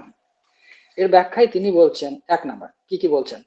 এক নাম্বার বলছেন, এখানে উপমেয়ভূত মেঘে উপমানভূত পর্বত শৃঙ্গের সন্দেহ আছে এবং সেই সন্দেহের নিরসন নেই, অতএব এখানে শুদ্ধ সন্দেহ অলঙ্কার হচ্ছে। 2 নম্বর বলছেন, এর দ্বারা মেঘ যে কৃষ্ণবর্ণ এই অর্থটা ব্যঞ্জিত হচ্ছে বলে এখানে অলঙ্কারের দ্বারা বস্তুধ্বনি হচ্ছে। 3 নম্বর বলছেন, দ্বিতীয় চরণে সিদ্ধাঙ্গনারা তোমাকে মুগ্ধ দৃষ্টিতে দেখবে, এটা তোমার সৌভাগ্য, এই ধ্বনি হচ্ছে বলে এখানে বস্তুর দ্বারা বস্তুর ধ্বনি হয়েছে। 4 নম্বর বলছেন, মল্লিনাথের সঞ্জীবনীর রেফারেন্স টেনে বলছেন, সঞ্জীবনী টিকায় নিচুলকে কালিদাসের সহাধ্যায়ী এবং দিংনাগকে কালিদাসের প্রতিপক্ষ রূপে যে ব্যাখ্যা দেওয়া হয়েছে তা স্বীকার করলে এখানে শব্দ শক্তিমূল বস্তুধ্বনি হয়েছে বলতে হবে। 5 নম্বর বলছেন, একটা শ্লোকের ব্যাখ্যাতেই তিনি এইসব কথা বলছেন। 5 নম্বর বলছেন, তৃতীয় চরণে বাক্য সমাপ্ত হয়ে গেলেও কর্তার বিশেষণ রূপে পুনরায় চতুর্থ চরণের বিন্যাস করায় এখানে সমাপ্ত পুনরাক্ততা দোষ হয়েছে। 6 নম্বর বলছেন, এই তৃতীয় চরণটাকে যদি আমি চতুর্থ চরণ হিসাবে পড়ি এবং চতুর্থ চরণটাকে যদি তৃতীয় চরণ হিসাবে পড়ি তাহলে কিন্তু এই দোষটা নিবারিত হবে। তাহলে এই যে মেঘদূত, কাদম্বরী, অভিজ্ঞান শকুন্তলম প্রভৃতি বিভিন্ন বইয়ের তিনি টিকা করেছেন। তো সেই টিকাগুলোর নানা স্থানে একটা জিনিস আমাদের মনে রাখতে অবশ্যই হবে যে তিনি কিন্তু অনেক জায়গাতেই কাব্যপ্রকাশ, সাহিত্য দর্পণ ইত্যাদি গ্রন্থের উল্লেখ করছেন, উদ্ধৃতি দিচ্ছেন, কোথাও নাম উল্লেখ করে কোথাও নাম উল্লেখ না করে। তো সেক্ষেত্রে সেইগুলো কি করব, সেটা তো নিজের তথ্য দিচ্ছেন না বা নিজের সিদ্ধান্ত দিচ্ছেন না, সেখানে আমরা বলবো ওই সমস্ত সিদ্ধান্ত কিন্তু তিনি মেনে নিচ্ছেন, অর্থাৎ ওইগুলো তার অনুমোদন। এই সমস্ত সতর্ক বিশ্লেষণ অবশ্যই কাব্যশাস্ত্রের গবেষণার বিষয় হতে পারে। এইরকম আরো বলা যায়, কবি কর্ণপুরের চৈতন্য চরিতামৃত মহাকাব্য বা চৈতন্য চন্দ্রোদয় নাটক বা আনন্দ বৃন্দাবন চম্পু, এইগুলোতে অলংকার কৌস্তুভে, অর্থাৎ তারই নিজের লেখা যে অলংকার কৌস্তুভ, সেই তত্ত্ব সন্নিবেশের বিশ্লেষণ প্রভৃতি অবশ্যই গবেষণার বিষয় হতে পারে। আমাদের পরবর্তী পয়েন্টটা ছিল ওই টেক্সট বেস রিসার্চেরই কোনো একটা গ্রন্থের তত্ত্বের আধারে অন্য যে কোনো গ্রন্থের কাব্যশাস্ত্রের সমীক্ষা। এটা খুব কমন একটা বিষয়, তাই আমরা ব্যাখ্যা করছি না, এটা আমরা করেই থাকি। কয়েকটা উদাহরণ দিই বরং। যেমন আমরা বলতে হতে পারে যে কুন্তকের বক্রোক্তি সিদ্ধান্তের আধারে, বা ক্ষেমেন্দ্রের ঔচিত্য সিদ্ধান্তের আলোকে, বা অজিত সেনের অলংকার চিন্তামণির আলোকে, বা নরসিংহ কবির নঞ্জরাজ যশোভূষণের আলোকে। একটা বইয়ের নাম দিয়ে দিলাম হয়তো, যে ধনপালের তিলক মঞ্জরি, বা গিরিজা শঙ্করের প্রসন্ন ভারত, বা ভৈরবগিরির উত্তর নৈষধীয়চরিত, বা বিশ্বেশ্বর পাণ্ডের মন্দার মঞ্জরি। এই যে কোনো একটা গ্রন্থের কাব্যশাস্ত্রীয় অধ্যয়ন আমাদের দেখে নিতে হবে এর উপরে কাজ হয়েছে কিনা, বইগুলোকে একটু খুঁজে বের করতে হবে। এরকম হয়তো ভক্তি রসামৃত সিন্ধু রূপ গোস্বামীর, বা কবি কর্ণপুরের অলংকার কৌস্তুভ, এর আলোকে রঘুনন্দন গোস্বামীর গৌরাঙ্গ চম্পু, বা রাখাল দাস ঠাকুরের গৌরাঙ্গ চম্পুর যে টিপ্পনী, বা ললিত মাধব বিদগ্ধ মাধব কিছু একটা বইয়ের যে ভক্তি রসশাস্ত্রীয় অধ্যয়ন প্রভৃতি গবেষণার বিষয় হতে পারে। শুধু একটু দেখে নিতে হবে এরকম আলোচনা হয়েছে কি না। এরপরে যে পয়েন্টে আমরা আলোচনা করব ভাবছি সেটা হলো এক বা একাধিক প্রকরণ আশ্রয়ী গবেষণা। তো এতক্ষণ পর্যন্ত আমরা গোটা টেক্সট আশ্রয়ী বলছিলাম, এবার প্রকরণ আশ্রয়ী। প্রকরণ আশ্রয়ী উপবিভাগ, প্রথম উপবিভাগ যেটা আছে সেটা হচ্ছে কাব্যশাস্ত্রের এক বা একাধিক প্রকরণের বিমর্ষ। সংস্কৃত বাংলায় প্রকরণ শব্দ কিন্তু নানার্থক। রূপকের একটা ভেদের নামও প্রকরণ, না মৃচ্ছকটিকে আমরা প্রকরণ বলি। আমরা এখানে সেই প্রকরণের কথা বলছি না। সাধারণভাবে প্রকরণ শব্দের অর্থ অধ্যায়, শুধু অধ্যায় নয়, অধ্যায়, খণ্ড, অনুভাগ, ছোট গ্রন্থ প্রভৃতি। ভারতীয় দর্শনে প্রকরণ নানা প্রকার। যেমন যেখানে শাস্ত্রীয় সিদ্ধান্তের ব্যাখ্যা হচ্ছে, যেমন একটা পঞ্চদশী, কোনো একটা সিদ্ধান্ত, যেমন পঞ্চদশী, যেখানে প্রতিপক্ষ আর সপক্ষ এদের খণ্ডন মণ্ডন থাকছে, যেমন অজ্ঞান আদাবন্ত চন্দ্রভাস্কর। বা যেখানে কোনো লেখকের সমৃদ্ধ কোনো অনুভবের প্রকাশ থাকছে, যেমন অনুভূতি প্রকাশ। এরকম শালিকনাথের প্রকরণ পঞ্চিকা, গঙ্গেশের চিন্তামণি, এগুলো হচ্ছে দর্শনের প্রকরণ গ্রন্থ।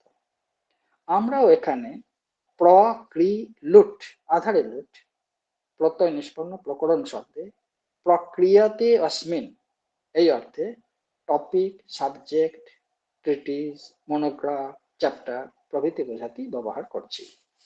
যেখানে বাদ বিবাদ পূর্বক কোন সিদ্ধান্ত বিশেষ স্থাপনের প্রচেষ্টা থাকে, যেমন ধ্বনি প্রকরণ, গুণ প্রকরণ, দোষ প্রকরণ, অলঙ্কার প্রকরণ, রীতি প্রকরণ প্রভৃতি, সাধারণীকরণ প্রকরণ, এরকম নানা রকম উদাহরণ দেওয়া যেতে পারে। পরাশর উপপুরাণে প্রকরণের একটা লক্ষণ আছে। সেখানে বলা হচ্ছে শাস্ত্রৈক দেশ সমৃদ্ধং শাস্ত্র কার্যান্তরে স্থিতম আহুঃ প্রকরণং নাম গ্রন্থভেদং বিপশ্চিতঃ।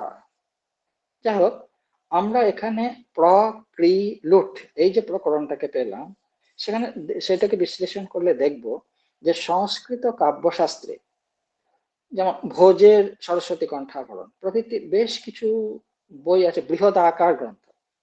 তো সেগুলি সামগ্রিক মূল্যায়ন করা যেতে পারে, সামগ্রিক মূল্যায়ন করা যেতে পারে, যেমন তেমনি তাদের দুই একটা প্রকরণের বা প্রকরণকে আশ্রয় করে গবেষণাও করা যায়। যেমন কেউ করলে হয়তো সরস্বতী কণ্ঠাভরণে প্রথম 3টি পরিচ্ছেদের সমীক্ষা প্রভৃতি। আবার কোনো একটি বিষয় যখন অনেকে ব্যাখ্যা করছেন তখন সেই বিষয়রূপ প্রকরণের সমীক্ষা হয়। যেমন হয়তো কেউ করলো তাৎপর্য প্রপঞ্চ সমীক্ষা, কেউ করলো চিত্রালঙ্কার বিমর্শ, কেউ করলো ভরতের লক্ষণ ও পরবর্তী আচার্যদের নাট্যালঙ্কার প্রভৃতি। এইরকম বৃত্তি, সে বৃত্তিটা সাততী আরোহটি হোক বা উপনাগরিকা পরিচয় হোক, বৃত্তি, ভাব, ভাবাভাস, রসাভাস, এরকম সংকেত, অভিধা, তাৎপর্য ব্যঞ্জনা প্রভৃতি নানা জিনিস গবেষণার বিষয় হতে পারে, এগুলো প্রকরণ ভিত্তিক।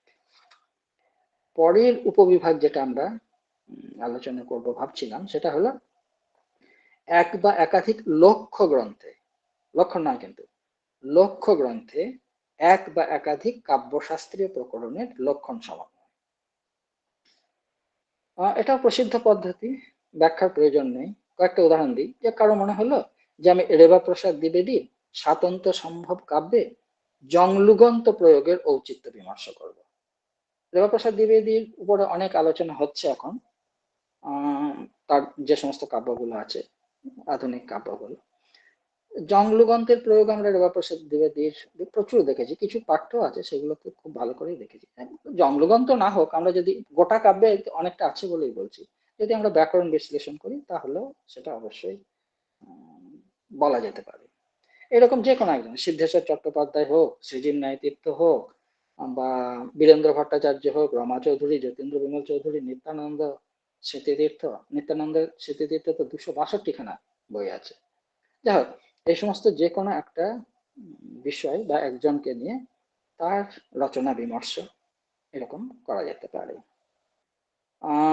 আর একটা সংস্কৃত কাব্যশাস্ত্রে কিছু বহু চর্চিত শ্লোক আছে, নানা আচার্যের দৃষ্টিতে সেগুলোর কাব্যশাস্ত্রে অধ্যয়ন করা যেতে পারে। যেমন আমরা ওই প্রসিদ্ধ শ্লোকটা জানি না, নিঃশেষ চ্যুত চন্দনং স্তনতটং নির্মিষ্ট রাগো অধর নেত্রে দূরমানঞ্জনে পুলকিত তন্নি তবেয়ং তনু মিথ্যাভাদিনী দুর্তি বান্ধব জনস সাজ্ঞাত পীড়াগমে বাপিং স্নাতুম ইতো গতাসি ন পুনস্তস্য অধমস্যান্তিকম। এই যে বিখ্যাত শ্লোকটা, এইরকম কিছু শ্লোক নেওয়া যেতে পারে আর কি। এই শ্লোকটা কাব্য প্রকাশাদি নানা গ্রন্থে আছে, নানা ভাবে আলোচিত হয়েছে, বিভিন্ন রচনাকাররা, বিভিন্ন টিকাকাররা কিন্তু এর নানা রকম অর্থ বের করেছেন। এইরকম কিছু শ্লোক আলোচনা করা যায় আর কি, আলোচনার সমীক্ষা করা যায়। প্রয়োজনে আধুনিক দৃষ্টিভঙ্গিতে বিচার করা যেতে পারে। যেমন ওখানে কি বলছে, কি জানে, স্তনতটম, তো বলছে নিঃশেষে চ্যুতচন্দনং স্তনতটম। তো এখানে তো নায়িকা কি করে দেখছে যে ওর স্তনতট থেকে চন্দন চ্যুত হয়ে গেছে? তো নায়িকা কি করে জানলো যে দুতির শরীরের যেগুলো লক্ষণ, এগুলো নায়ক মিলনেরই চিহ্ন? দুতি কি অনাবৃত বক্ষে নায়িকার কাছে এসেছিল, নাকি নায়িকায় দুতির বস্ত্র উন্মোচন লজ্জাজনক কাজটি করেছিল? এইরকম এগুলো হচ্ছে আধুনিক ভাবনা, এগুলো তো আমরা টিকাতে পাবো না। এই আধুনিক ভাবনা ইত্যাদি নিয়েও আলোচনা করা যেতে পারে। মানে যত দিক থেকে সম্ভব কিছু কিছু শ্লোক নিয়ে, প্রসিদ্ধ শ্লোক নিয়ে আলোচনা হতে পারে। বেশ, আমরা পরের পয়েন্টে আসি। নানাবিধ বিদ্যাশাখার এক বা একাধিক কাব্যশাস্ত্রীয় প্রকরণের তথ্য অন্বেষণ। এইটা একটু অন্যরকম, মানে এটাকে বলে পোয়েটোলজি। এর উদাহরণ হতে পারে যেমন বিষ্ণু ধর্মোত্তর পুরাণে বা বাণভট্ট বা কালিদাসের রচনায় অবিনির্মিত কাব্যশাস্ত্রীয় তথ্য বা এরকম কিছু। এইরকম গবেষণায় লক্ষণ গ্রন্থে তথ্য দেখা হয় না, কিন্তু লক্ষ্য গ্রন্থে গ্রন্থকার কি প্রকারের কাব্যশাস্ত্রীয় তত্ত্বের লক্ষণ দিচ্ছেন তার বিচার করা হয়। অর্থাৎ আমি দেখবো না যে কালিদাসের রঘুবংশে এই জিনিসটা আছে কিনা, রস আছে কিনা, ধ্বনি আছে কিনা। আমি দেখব, মানে ধ্বনির থিওরি তো অন্য কেউ দিচ্ছেন, সে অন্য কেউ যে থিওরিটা দিচ্ছেন সেটা কালিদাসের রঘুবংশে আছে কিনা আমি অন্য সময় দেখি। কিন্তু এখন দেখবো এই পোয়েটোলজির বিষয় আছে কালিদাসই ধ্বনির কোনো লক্ষণ করছেন কিনা, কালিদাসই অলঙ্কারের কোনো লক্ষণ করছেন কিনা, কালিদাসই এরকম কিছু করছেন, মানে গুণের কিছু লক্ষণ করছেন কিনা। এইরকম দৃষ্টিভঙ্গিটা একটু ভিন্ন, উল্টো। এটার নাম এখন দেওয়া হয় পোয়েটোলজি। যাই হোক, এই যে টেক্সট বেসড রিসার্চ, এর পরের পয়েন্টটা হলো যে দুই বা ততোধিক সমগ্র গ্রন্থের তুলনা। এটা খুবই প্রচলিত গবেষণা পদ্ধতি। কয়েকটা উদাহরণ দিই। যেমন হয়তো আনন্দবর্ধনের ধর্নালো ও মহিম ভট্টের ব্যক্তি বিবেকের তুলনাত্মক কথা আছে, এরকম আলোচনা আছে। কিন্তু কিরকম করে আলোচনা করা যায়, যে আমাদের কিন্তু একটু মনে রাখতে হবে যে আনন্দবর্ধন, মম্মট কেউই কিন্তু মহিম ভট্টের মত খণ্ডন করেননি।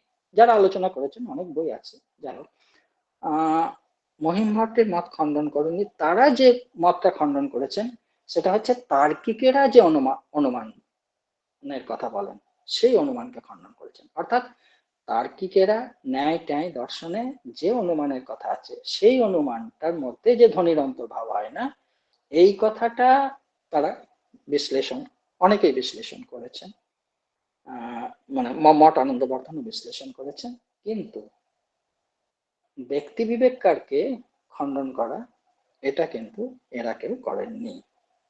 এরকম অন্য সম্প্রদায় থেকে আমরা করতে পারি, যেমন শিলা মেঘ বর্ণের স্বভাব বলছি আর কি, বৌদ্ধ সম্প্রদায় থেকে বৌদ্ধ অলঙ্কার, যেমন শিলা মেঘ বর্ণের স্বভাষালঙ্কার বা সংঘ রক্ষিতের সুবোধালঙ্কার এর সঙ্গে দণ্ডির কাব্যাদর্শের তুলনা সমীক্ষা এরকম হতে পারে, বা জৈন আচার্যগণ বিরচিত যে সংস্কৃত কাব্যশাস্ত্র তাদের তুলনাত্মক অধ্যয়ন এরকম সব হতে পারে। আচ্ছা, পরের উপবিভাগটা কি ছিল? দুই বা ততোধিক কাব্যশাস্ত্রীয় প্রকরণের তুলনা। এটাও প্রসিদ্ধ পদ্ধতি, এটা আমরা বিশ্লেষণ করছি না, শুধু দু একটা উদাহরণ দিই যে এখানে প্রাচ্য পাশ্চাত্য দুটো সিদ্ধান্তই কিন্তু আমরা গ্রহণ করতে পারি। যেমন ধরছি যে কেউ হয়তো এরকম কাজ করলো যে ক্ষেমেন্দ্রের ঔচিত্যের সঙ্গে পাশ্চাত্য ডেকোরামের তুলনা, বা হয়তো কেউ করলো যে কুন্তকের বক্রোক্তি ও ওয়ার্ডসওয়ার্থ বা কোলরিজ বা সিসেরো বা হোরেস বা আইয়েরিচাস বা ল্যাঙ্গিনাস এরকম কোন একজন বা একাধিক আচার্যের থিওরির তুলনাত্মক বিশ্লেষণ প্রভৃতি। তো এইগুলো এক ধরনের কাব্যতত্ত্বে রিসার্চ হতে পারে। আর একটা বলছিলাম যে দুই বা ততোধিক সদৃশ বা প্রভাবান্বিত কাব্যশাস্ত্রীয় গ্রন্থের তুলনা। এটা মূলের সঙ্গে মূলের, টিকার সঙ্গে টিকা, মূলের সঙ্গে টিকা এরকম আলোচনা হতে পারে। যেমন একটা উদাহরণ দিই যে মূল গ্রন্থের সঙ্গে মূল গ্রন্থের তুলনা। যদি আমরা বলি ধর্ণালোক ও কাব্য প্রকাশের তুলনা আছে, সেজন্য এরকম অন্য কিছু বই খুঁজে পাইলে ভালো। আমি যেটা বলতে চাইছি সেটা অলঙ্কার প্রকরণ ছাড়া কাব্য প্রকাশের প্রায় সমস্ত অংশে ধর্ণালোকের প্রভাব সুস্পষ্ট, সেগুলো একটা একটা করে দেখানো যেতে পারে। তবুও তারা দুজনেই একই কথা বলেছেন এমনটা নয়। যেমন আনন্দবর্ধন ধ্বনিভেদকে সংখ্যায় বাঁধার পক্ষপাতী নন, মম্মট আবার ধ্বনিভেদের সংখ্যা নির্দিষ্ট করে দিয়েছেন এবং বলছেন যে এর সংখ্যা 58টা। আনন্দবর্ধন এমনও গুণবৃত্তি স্বীকার করেছেন যেখানে রূঢ়ি বা প্রয়োজন নেই, কিন্তু মম্মট গুণবৃত্তিকে লক্ষণার অন্তর্ভুক্ত করেছেন এবং তাকে নিরূঢ়া ও প্রয়োজনবতীর মধ্যে সীমাবদ্ধ রেখেছেন। আবার প্রয়োজনবতীকে একবারে নিয়মত ব্যঙ্গ ও চারুত্বযুক্ত মেনেছেন। এরকম ধর্ণালোক ও লোচনের তুলনা করা যেতে পারে। আনন্দবর্ধনের ধ্বনিভেদ নির্দিষ্ট নয় তো বললাম, অভিনবগুপ্ত সেখানে তার 35টা ভেদ স্বীকার করছেন। মম্মটের মতো নয়, কিন্তু তিনিও 35টা ভেদ স্বীকার করছেন।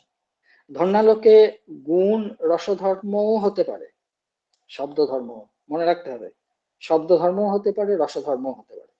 লোচনে কিন্তু গুণ সবসময় রসনিষ্ঠ।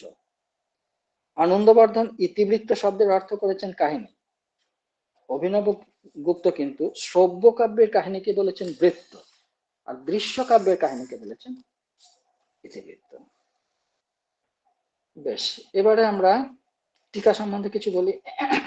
টিকা কি বলছেন? রাজশেখর টিকার কি লক্ষণ করছেন না, যথাসম্ভবম অর্থস্য টিকনম টিকা। এই টিকামূলক গবেষণা প্রথম যে এটা করেছে আমরা ভেদটা, সেটা কি রকম ছিল যে একটা কাব্যশাস্ত্রীয় গ্রন্থের একটা সমগ্র টিকার বিমর্শ। যেমন কেউ কাজ করতে চাইলে যে বিদ্যানাথের প্রতাপ রুদ্র যশোভূষণের উপর কি বলবো কুমার স্বামীর রত্নাপন টিকার বিমর্শ বা এরকম। অনেক সময় দেখা যায় কি কোনো একজন টিকাকার কোনো একটি গ্রন্থের সমগ্র অংশের টিকা করছেন না। যেমন সরস্বতী কণ্ঠাভরণে মোট 5টা পরিচ্ছেদ আছে, তো এর মধ্যে প্রথম থেকে তৃতীয় পরিচ্ছেদ পর্যন্ত রত্নেশ্বরের টিকা পাওয়া যায়। যদিও কেউ কেউ বলেন যে এটি রামসিংহের টিকা, তথাপি অনেকের ধারণা যে রামসিংহ কর্তৃক প্রেরিত হয়ে রত্নেশ্বর এই টিকাটা রচনা করেছিলেন। যাই হোক, আবার কেবল চতুর্থ পরিচ্ছেদে টিকা করেছেন জগদ্ধার। সেক্ষেত্রে গবেষণার বিষয় হতে পারে যে সরস্বতী কণ্ঠাভরণের রত্নেশ্বরের টিকা বা জগদ্ধারের টিকা বিমর্শ। একটা কাব্যশাস্ত্রী গ্রন্থের একটা টিকা বা টিপ্পণীর তুলনাত্মক বিমর্শ, এটা সম্বন্ধে একটু বলি যে সংস্কৃত গ্রন্থের নানা টিকা অনেক সময় পাণ্ডিত্যের একবারে পরাকাষ্ঠা রূপে সম্মানিত হয়। কোনো গ্রন্থের একাধিক টিকা থাকলে সাধারণত সেগুলোতে একই কথা বলা থাকে না। টিকাকে অনেক সময় ব্যাখ্যানও বলা হয়। নাগেশের টিকা, নাগেশের ব্যাখ্যান একই অর্থ। তো টিকা বা ব্যাখ্যানের লক্ষণ করা হচ্ছে যে পদচ্ছেদ পদার্থোক্তি বিগ্রহ বাক্য যোজনা আক্ষেপস্য সমাধান ব্যাখ্যানম পঞ্চলক্ষণম। এই 5 প্রকার ব্যাখ্যানে টিকাকারদের মত ভিন্ন ভিন্ন হয়ে যায়। টিকার উদ্দেশ্য কি? অনেকগুলো উদ্দেশ্য আছে। 1 নম্বর হচ্ছে মূলে যা সংক্ষেপে আছে তাকে বিস্তৃত করে বলা। 2 নম্বর হচ্ছে মূল গ্রন্থের দুরূহ অংশকে সরল করে বলা। 3 নম্বর হচ্ছে সংশয় থাকতে পারে এমন জায়গাগুলোকে সমাধান করে দেওয়া। 4 নম্বর আবার এটাও হতে পারে যে টিকাকারেরও কিছু অভিনব বক্তব্য আছে, সেটাকে প্রকাশ করা। উদাহরণ দিই, জগন্নাথের রসগঙ্গাধরের উপর 8টা টিকা প্রসিদ্ধ। এগুলো হলো: 1 নাগেশের গুরুমর্ম প্রকাশিকা, বদ্রীনাথ ঝায়ের চন্দ্রিকা, কেদারনাথ ওঝার রসচন্দ্রিকা, মথুরানাথ শাস্ত্রীর সরলা, মধুসূদন শাস্ত্রীর মধুসূদনী, নারায়ণ মিশ্র শশীনাথ ঝায়ের রসতরঙ্গিনী, দলবীর সিংহের তারা, রূপেশ্বর কুমার চৌহানের শিবা। তো জগন্নাথ কাব্যলক্ষণ দিচ্ছেন কি রমণীয়ার্থ প্রতিপাদক শব্দ কাব্য।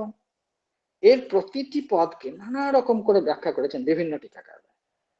একটা উদাহরণ দিচ্ছি, যেমন কেউ রমণীয় শব্দটা এখানে কেন দেওয়া হচ্ছে, তার তাৎপর্য কি, অর্থ কি, একই কথা কিন্তু বলেনি। যেমন আমি বলি প্রতিপাদক শব্দটা, এই প্রতিপাদক শব্দের ব্যাখ্যায় নাগেশ কি বলছেন?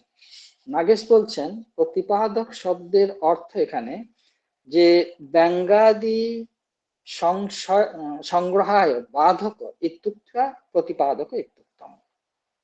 মধুসূদন বলছেন বাচ্চাদি ত্রিষু অপি রমণীয়তা বোধায় প্রতিপাদক ইতি। আবার নারায়ণ শশীনাথ কি বলছেন যে প্রতিপাদক ইত্যনেন বাচক লক্ষক ব্যঞ্জকানাং সর্বেষাং এব গ্রহণাং তেষাং তথাবিধ অর্থ জনকত্ব অবিশেষাৎ। তাহলে দেখা যাচ্ছে কি যে একই কথা কিন্তু বলছেন না, অর্থাৎ বিভিন্ন টিকাকার বিভিন্ন রকম একটা শব্দকে বিভিন্ন রকম করে ব্যাখ্যা করছেন। এরকম বিভিন্ন আক্ষেপের নানা প্রকার সমাধান আছে এই সমস্ত টিকাগুলিতে। এই সমস্ত টিকার যে কোনো একটি সমীক্ষা যেমন গবেষণার বিষয় হতে পারে, তেমনি 2টি, 3টি, 4টি, সবগুলি বা দুটোর মধ্যে আলোচনা, এরকম বিষয় হতে পারে। টিপ্পণীগুলো কিন্তু ইম্পর্টেন্ট, কারণ টিপ্পণীর একটা উদাহরণ দিই উল্লেখযোগ্য, যে সাহিত্য দর্পণের বিবৃতি টিকা কে করেছেন না আমাদের বর্ধমান জেলার রায়বাটি নিবাসী রামচরণ তর্কবাগীশ।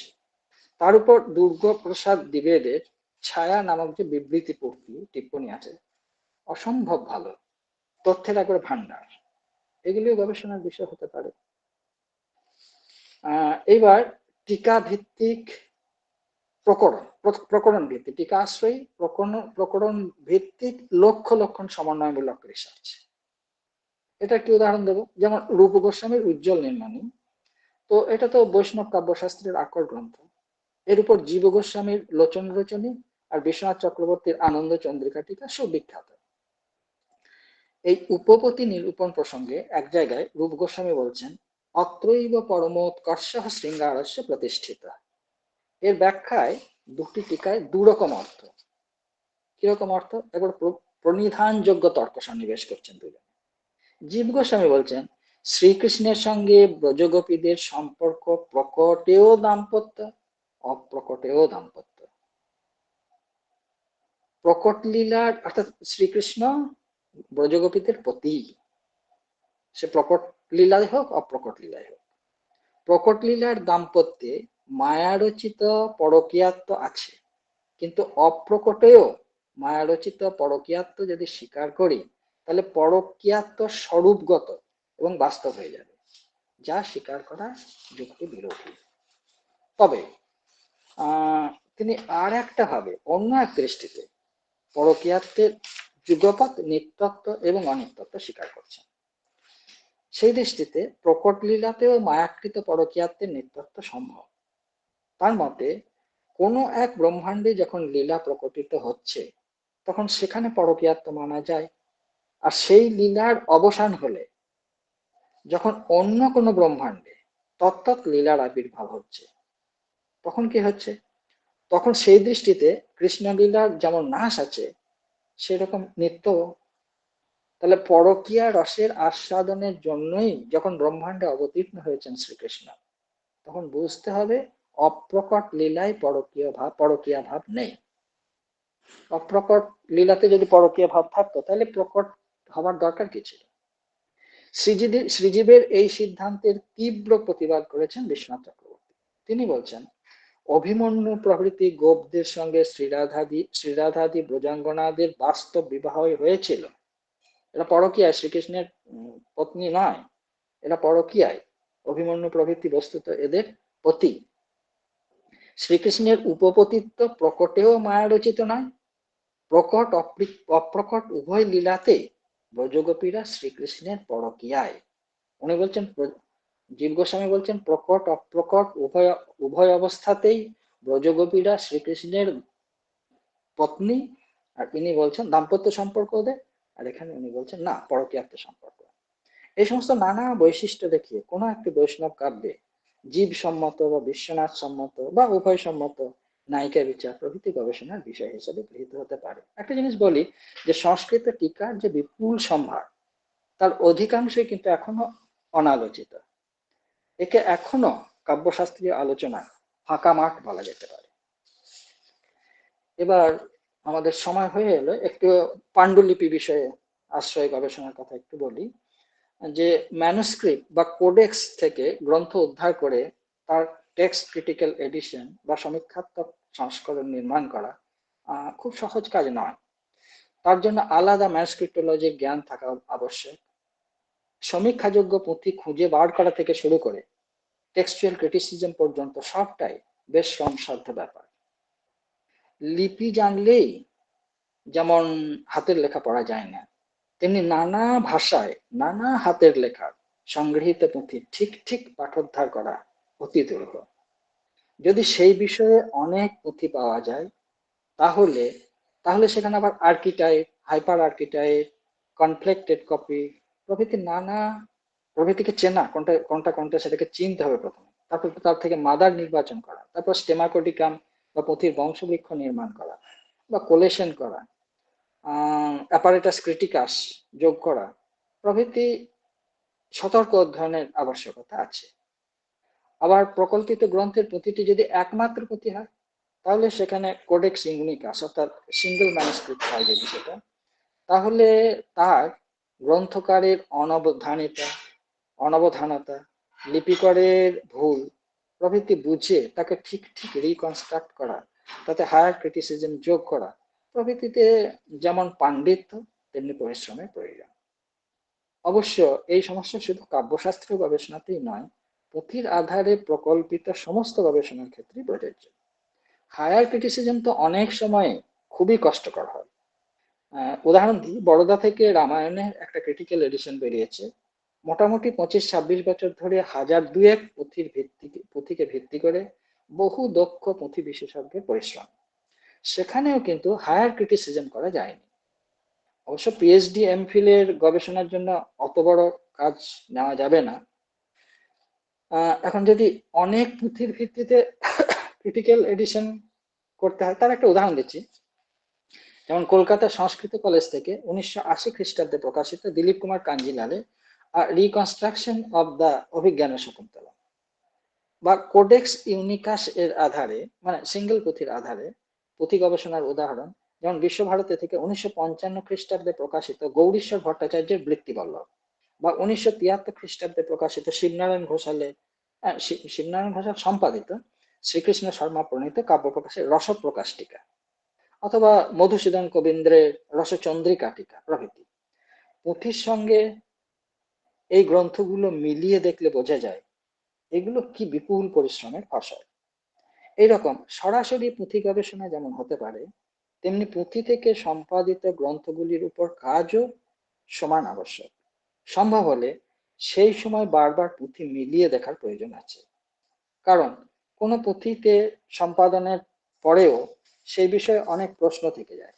অনেক সময় কি হয়, পুঁথি যিনি এডিট করছেন তিনি হয়তো সামান্য একটা জিনিস মিস করে গেলেন, একটা বুঝতে পারলেন না, বা নানা কারণে রিডিংটা পার্থক্য হয়ে যেতে পারে, ভুল হয়ে যেতে পারে, যার ফলে পরবর্তীকালে তার উপরে যে গবেষণা করবে তার অনেক সমস্যার সম্মুখীন হতে পারে। একটা উদাহরণ দিই বোঝাই, যে গঙ্গানাথ ঝা কেন্দ্রীয় সংস্কৃত বিদ্যাপীঠের প্রাক্তন অধ্যাপক গোপরাজু রামা একজন বিদগ্ধ কাব্যশাস্ত্রজ্ঞ। তিনি আবার পুঁথিবিদ্যা বিশারদ ও কাব্যপ্রকাশের উপর বিশ্বনাথ প্রণীত যে কাব্যপ্রকাশ দর্পণ টিকাটি তিনি প্রথম প্রকাশ করলেন, সেটা ছিল 1976 খ্রিস্টাব্দ। সেখানে আরো দুটি তখন পর্যন্ত অপ্রকাশিত টিকাও যুক্ত ছিল। সেটি ছিল 1673 খ্রিস্টাব্দের লিপিকৃত একটি কাগজে ট্রান্সক্রিপ্ট করা পুঁথির আধারে সম্পাদিত। পরে 1979 খ্রিস্টাব্দে তিনি এর একটি সংশোধিত সংস্করণ বের করলেন। সেটা পুনের ভান্ডারকার রিসার্চ ওরিয়েন্টাল ইনস্টিটিউট থেকে প্রাপ্ত অপর একটি পুঁথির আধারে। এই সংশোধিত সংস্করণেও আমার নিজের কিছু পর্যবেক্ষণের কথা বলি। এর প্রথম পংক্তিতেই আছে, গ্রন্থকৃত অথ বিগীত শিষ্টাচার ও পরম্পরা প্রাপ্ত প্রভৃতি। সম্পাদক বলছেন এখানে বিগীত স্থলে পাঠ ছিল বিগত। আমার নিজের মনে হয় এখানে বিগীতও হবে না, হবে অবিগীত। সমগ্র পাঠটি হবে অবিগীত শিষ্টাচার ও পরম্পরা প্রাপ্ত প্রভৃতি। এরকম দ্বিতীয় পৃষ্ঠায় তৃতীয় পংক্তিতে আছে, রসাদি তরবং, মানে হচ্ছে না ঠিক, হি বা কবিহ গতা লাদি বাসনান্তর লীনম, ঠিক পাঠ লাগছে না, মানে দাঁড়াতে হবে তো। তো আমার মনে হয় এর ঠিক পাঠ হওয়া উচিত ছিল রসাদি তত্ত্বং হি কবিগতা অনাদি বাসনান্তর লীনম প্রভৃতি। কিন্তু আমি ঠিক বলছি কিনা তা জানবো কি করে? তার জন্য আমাকে একবার অন্তত পুঁথিটা মিলিয়ে দেখতে হবে, নতুন করে পাঠ নির্ধারণ করতে হবে। আর এই তথ্য বিস্ফোরণের যুগে যদি এর মধ্যে আর কোনো একটা নতুন টেক্সট পাওয়া যায়, নতুন পুঁথির একটা সন্ধান পাওয়া যায়, তাহলে সেটা তো সোনায় সোহাগা হয়ে যাবে। যাই হোক, আমাদের আলোচনার শেষ পয়েন্টটা আমরা রেখেছিলাম যে টেক্সট, কমেন্টারি, পাণ্ডুলিপি ছাড়া অন্যান্য নানা বিষয় নিয়ে যে গবেষণা হতে পারে।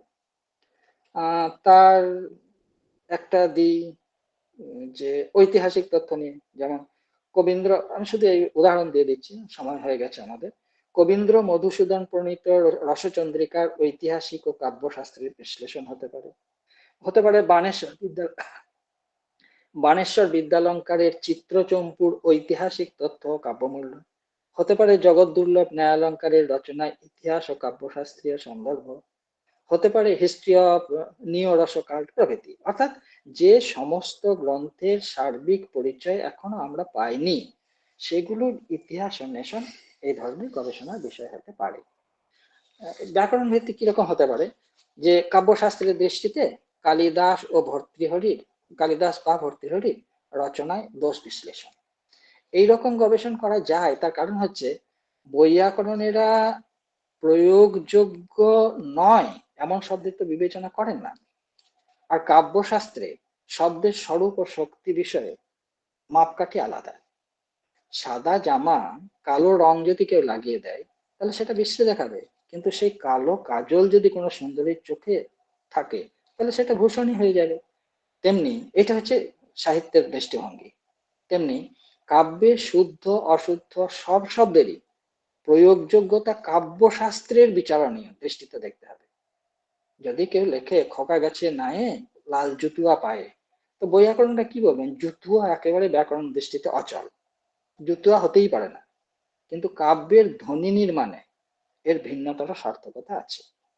তাই কাব্যশাস্ত্রীয় দৃষ্টিতে শব্দ দোষ, অর্থ দোষ, কাব্য দোষ, রস দোষ, অলঙ্কার দোষ, নিত্য দোষ, অনিত্য দোষ আবার কখনো অদোষ হয়ে যাবে প্রভৃতি ওজনের হেরফের আছে।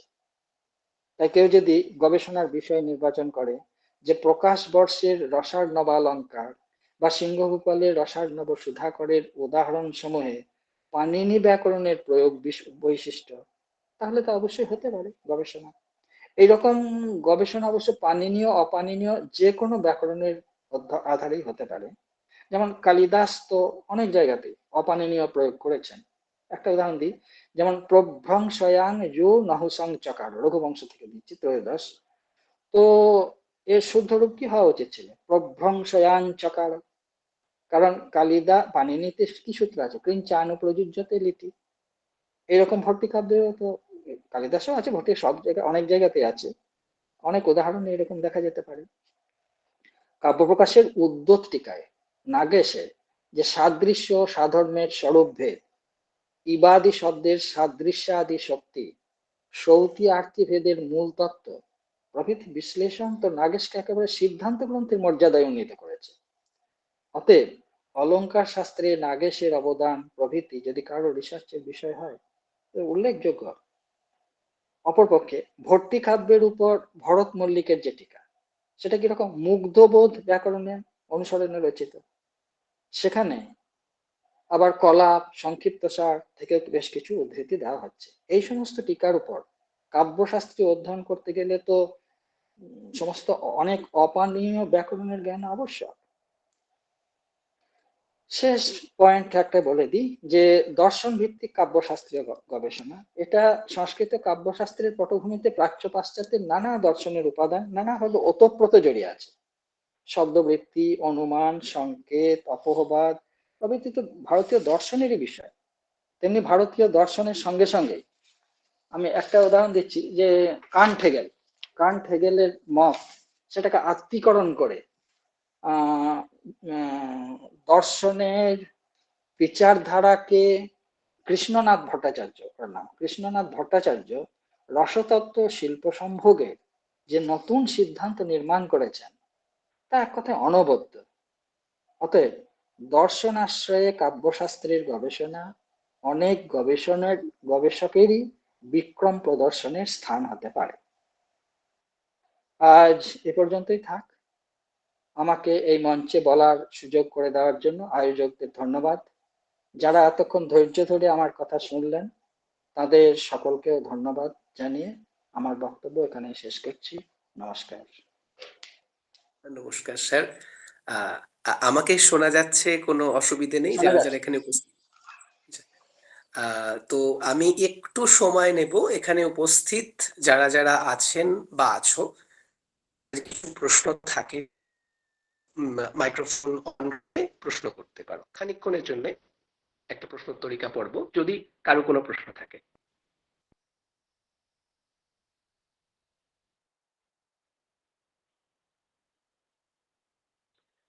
আমার মনে হচ্ছে এই মুহূর্তে নেই। তো আমরা পরবর্তী, কারো কোনো প্রশ্ন আছে? শান্তনু দাস, কি কোনো প্রশ্ন আছে? হাত তুলেছো দেখতে পাচ্ছি, সেই কারণে। হ্যাঁ স্যার প্রণাম। আমি যাদবপুরে এখন গবেষণারত আছি, শিউলি ম্যাডামের অধীনেই। স্যারের কাছে একটি প্রশ্ন করছিলাম যে এই শব্দ শক্তি বিষয়ক যে আলোচনা, সেক্ষেত্রে লক্ষণা এই শব্দ শক্তিকে কেন্দ্র করে ধ্বনি পরবর্তী আলংকারিকদের দৃষ্টিভঙ্গিতে এই লক্ষণাটাকে যদি বিচার করা যায়, সেটা কি প্রকরণ ভিত্তিক গবেষণার মতোই হচ্ছে, নাকি এটা মানে স্যার বোঝাতে পারলাম? ঠিক আছে, হতেই পারে, হচ্ছে তাই হচ্ছে। আচ্ছা, ঠিক আছে স্যার। হ্যাঁ, আর কারোর যদি কিছু প্রশ্ন থাকে?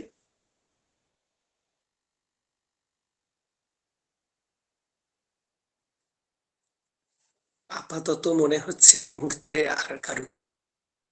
আমরা একদম পর্যায়ে চলে এসেছি। স্যার, আমার কথা যাচ্ছে? কোনো অসুবিধে হচ্ছে না? আচ্ছা আচ্ছা স্যার, তো আমরা একদম শেষ পর্যায়ে চলে এসেছি, ধন্যবাদ জ্ঞাপন পর্যায়ে। আমি অসংখ্য ধন্যবাদ জানাই স্যারকে আমাদের পিএসএসএ সার্চ টু রিসার্চে এই মঞ্চে উপস্থিত হওয়ার জন্য এবং আমাদেরকে দিশা নির্দেশ করার জন্য।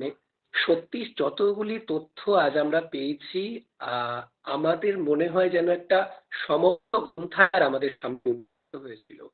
সমগ্র কাব্যশাস্ত্রের যতগুলি দিক আছে, যত রকমের দিক আছে, যত রকম ভাবে আলোচনা করা যায়, আজ সেগুলির সমস্ত বিন্দুগুলি ছুঁয়ে গেছেন। এবং আমি আমার যেটা স্পেশাল পেপার ছিল অদ্বৈত বেদান্ত কাব্যশাস্ত্র পড়ার সুযোগ সমগ্র সংস্কৃত বিএ এমএ তে যতটুকু যত জায়গায় পড়ার আমার সুযোগ হয়েছে, আমি এই প্রথম শুনলাম এতগুলি প্রকরণ গ্রন্থ আছে। খুব পরিচিত অর্থে আমরা সাহিত্য দর্পণ জানি, কাব্য প্রকাশ জানি, কিন্তু এতগুলো যে কাব্যশাস্ত্রের প্রকরণ গ্রন্থ আছে সেগুলো নিয়ে যে এত রকম ভাবে গবেষণা করা সম্ভব, কাব্য লক্ষণ নিয়ে, কাব্য প্রয়োজনের বিষয়গুলিকে নিয়ে এবং লক্ষ্য যে বিষয়গুলি স্যার বলছিলেন সেই সমস্ত বিষয়গুলিকে নিয়ে, এছাড়াও পাণ্ডুলিপি ইত্যাদি, সমগ্র বিষয়টি একটি গ্রন্থাগারের মতো ছিল।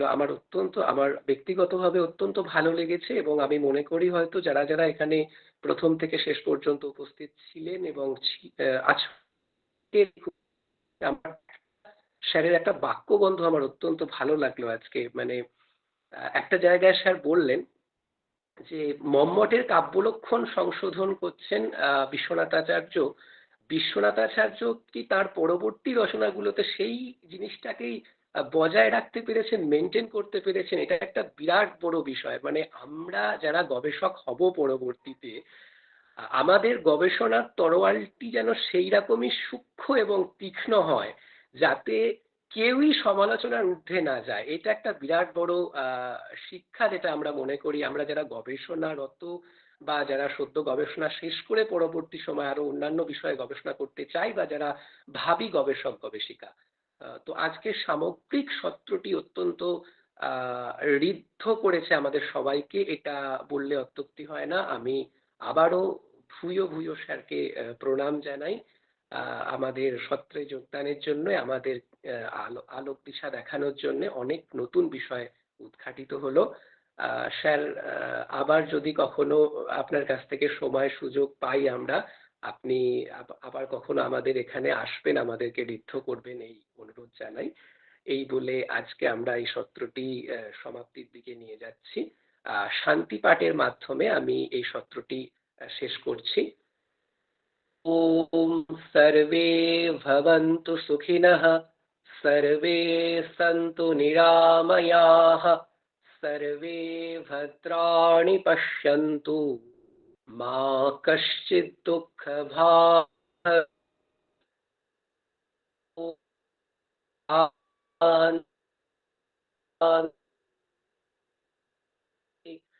হরি ওম তৎসৎ। নমস্কার স্যার, শুভরাত্রি।